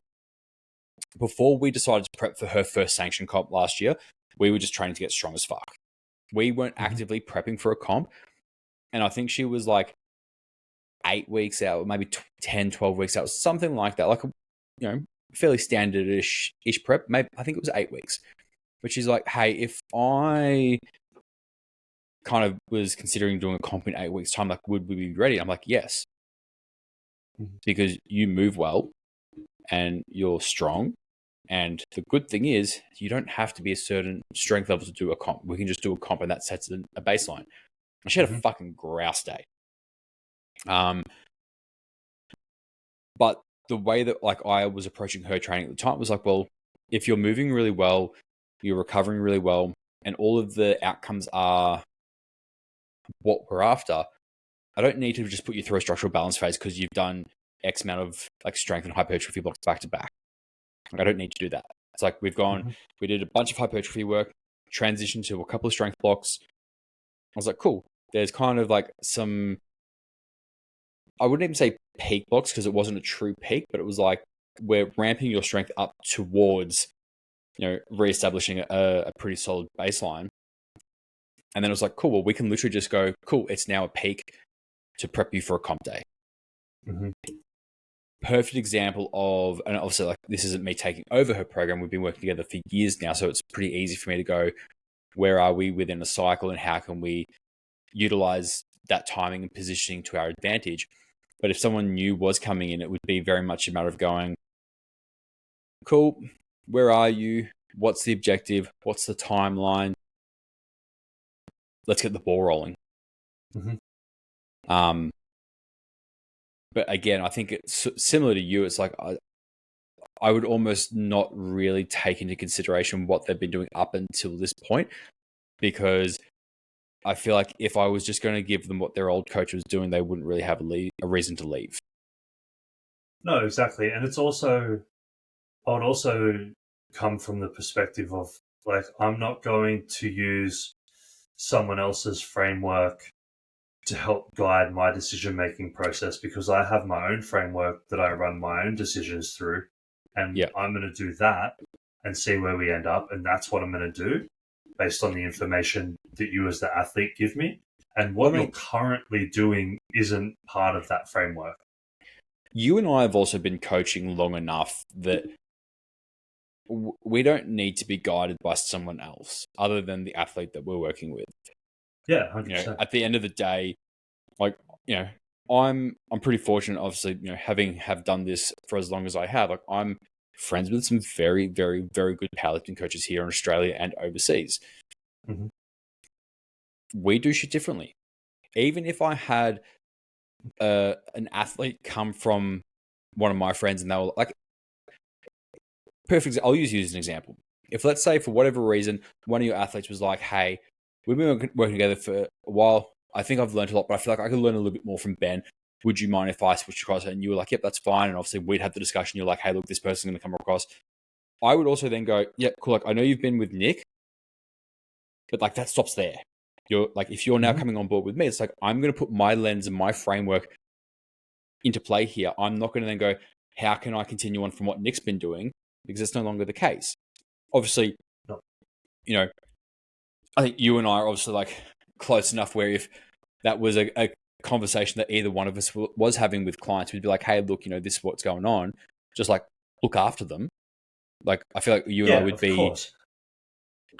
Like, I've had some clients that have switched to other coaches, and I'm like, to be honest, between you and I, and obviously to the people that are listening, like, it fucking sucks when you lose clients, especially when they go to other coaches. But I mean, like, fuck, at the end of the day, it sucks when you care about them. It sucks when you care about them, and it sucks when you've been getting great results, and there's potentially, invested. Yeah, and there's potentially like influences that they're getting that you're really not aware of until it kind of gets to a point where you're like, okay, fuck, all right, we're having a really uncomfortable conversation now. But I think as well, from like a coaching perspective, if you do lose clients to other coaches, it's a really good time for you to reflect and go, well, what am I doing within my service that wasn't satisfying that person? Like, I mean, I had a client that I lost a couple of years ago, and like the nature of the departure, like, was one thing, but then came out like a little bit later that it was something else. And I was like, yeah, that's pretty shit. That I was like, I don't feel like I was given forthcoming information. And I kind of felt like I was told one thing and another thing came to fruition. Like, that sucks. I've had another client that's left and been like, hey, like, I just don't feel like I'm valued enough. And like, that hurts to hear as well, because anyone that knows me as a coach knows I give a fuck about the people that I work with, regardless of whether they choose to compete or not. Like, if people are like, hey, I'm having a hard time, like, there's a level of investment on my end where I'm like, I want to make sure that you're okay. And if I can do anything to help support you through this, like, I'm not the kind of person that's like, I'm going to try and fix your situation for you. But it's like, if you need a fucking shoulder to lean on every once in a while and an ear to bounce ideas off, like, fucking oath, like, you have that. I mean, like, you would know, like, if you were in a bit of a pickle and you're like, fuck, man, like, I'm in a bit of grief here. Like, I just need someone to talk to. It wouldn't matter what fucking time of day you called me. Like, I'm going to pick my phone up. But yeah, I think when you do take on clients from other coaches, like, it's a touchy subject, and it can be a little bit, a bit of a teething period as, the client or the athlete is adapting to you and how you do things, because undoubtedly it's going to be quite different to how their previous coach was doing things. Hopefully. Yeah. Like, hopefully it's different. Otherwise you'd probably just be copying exactly what they did. Yeah. Because I know you and I see, we have the same philosophy on all other things, but I guarantee you our programming would be different. Would be very different, yeah. And our decision making is going to be different around certain things. Even though we're using very similar frameworks to make those decisions, the decisions that we actually come to probably won't be the same every single time. Yeah, like, the principles as a whole will be quite similar, but the avenues in which we take to get there are very different. But I also think that's the beautiful thing about coaching is, like, it is a very personal experience, or at least in my opinion it should be. If every programming and everything like that was the same across the board, our jobs would suck. We probably wouldn't even have a job, to be honest. That's it, because literally one person would be like, hey, I've written all these programs, and they would have a monopoly on the market. But I think the really interesting thing is, like, the saying of, there's a million different ways to skin a cat. There's also a million different ways that you can coach someone to a successful outcome. It's, I think, then a matter of just really figuring out if you and the client are a good fit. Yep, I agree. Yeah. I love it. So, did you want to? There was a really good question, which I'm actually going to leave because I think we should make that the entire episode next week. Yep. I was going to say, I reckon with where we're at time-wise now, I don't want to rush over that question. I reckon we leave it for next week. Yeah, I think that can literally be the entire episode because there's a lot to that, and I think we can really go into the nuances on like what's what and how you can really get the most out of that. Mm-hmm. I know it's a very vague thing, but I don't want to talk about the question too soon.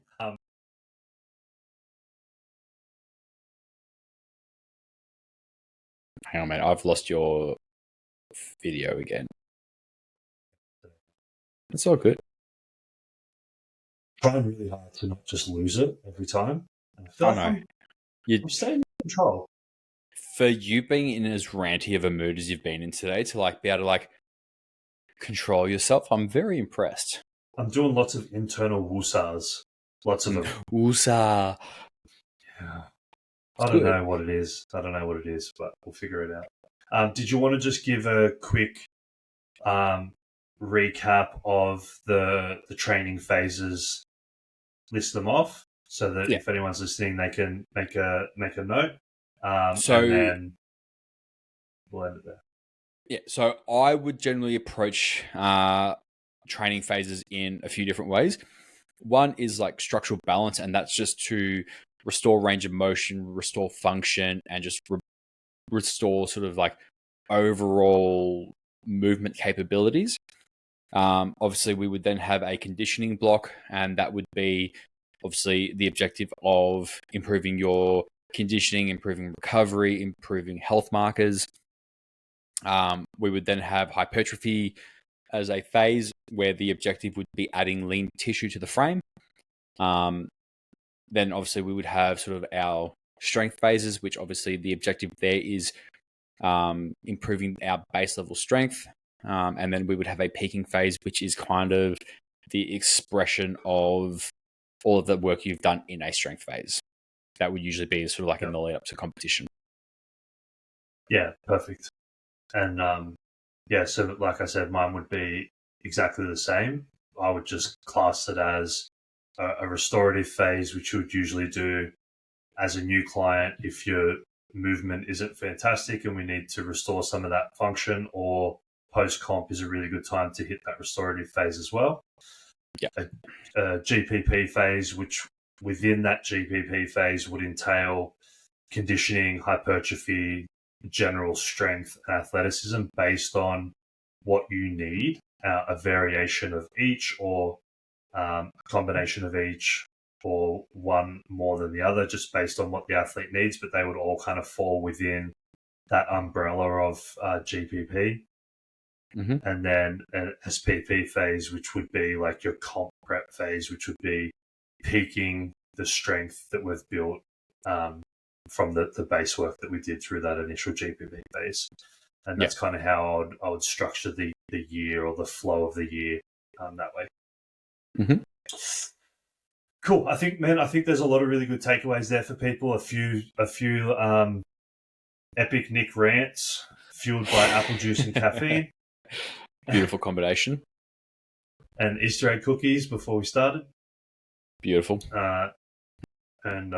Really good recap of some comps over the weekend. So I think we leave it there, man, and then we'll pick up again next week. Pick up again next week for our weekly therapy session. Beautiful. Appreciate you, man. I'll talk to you soon. I'll catch you later, man. Thanks for joining us, guys. See you guys.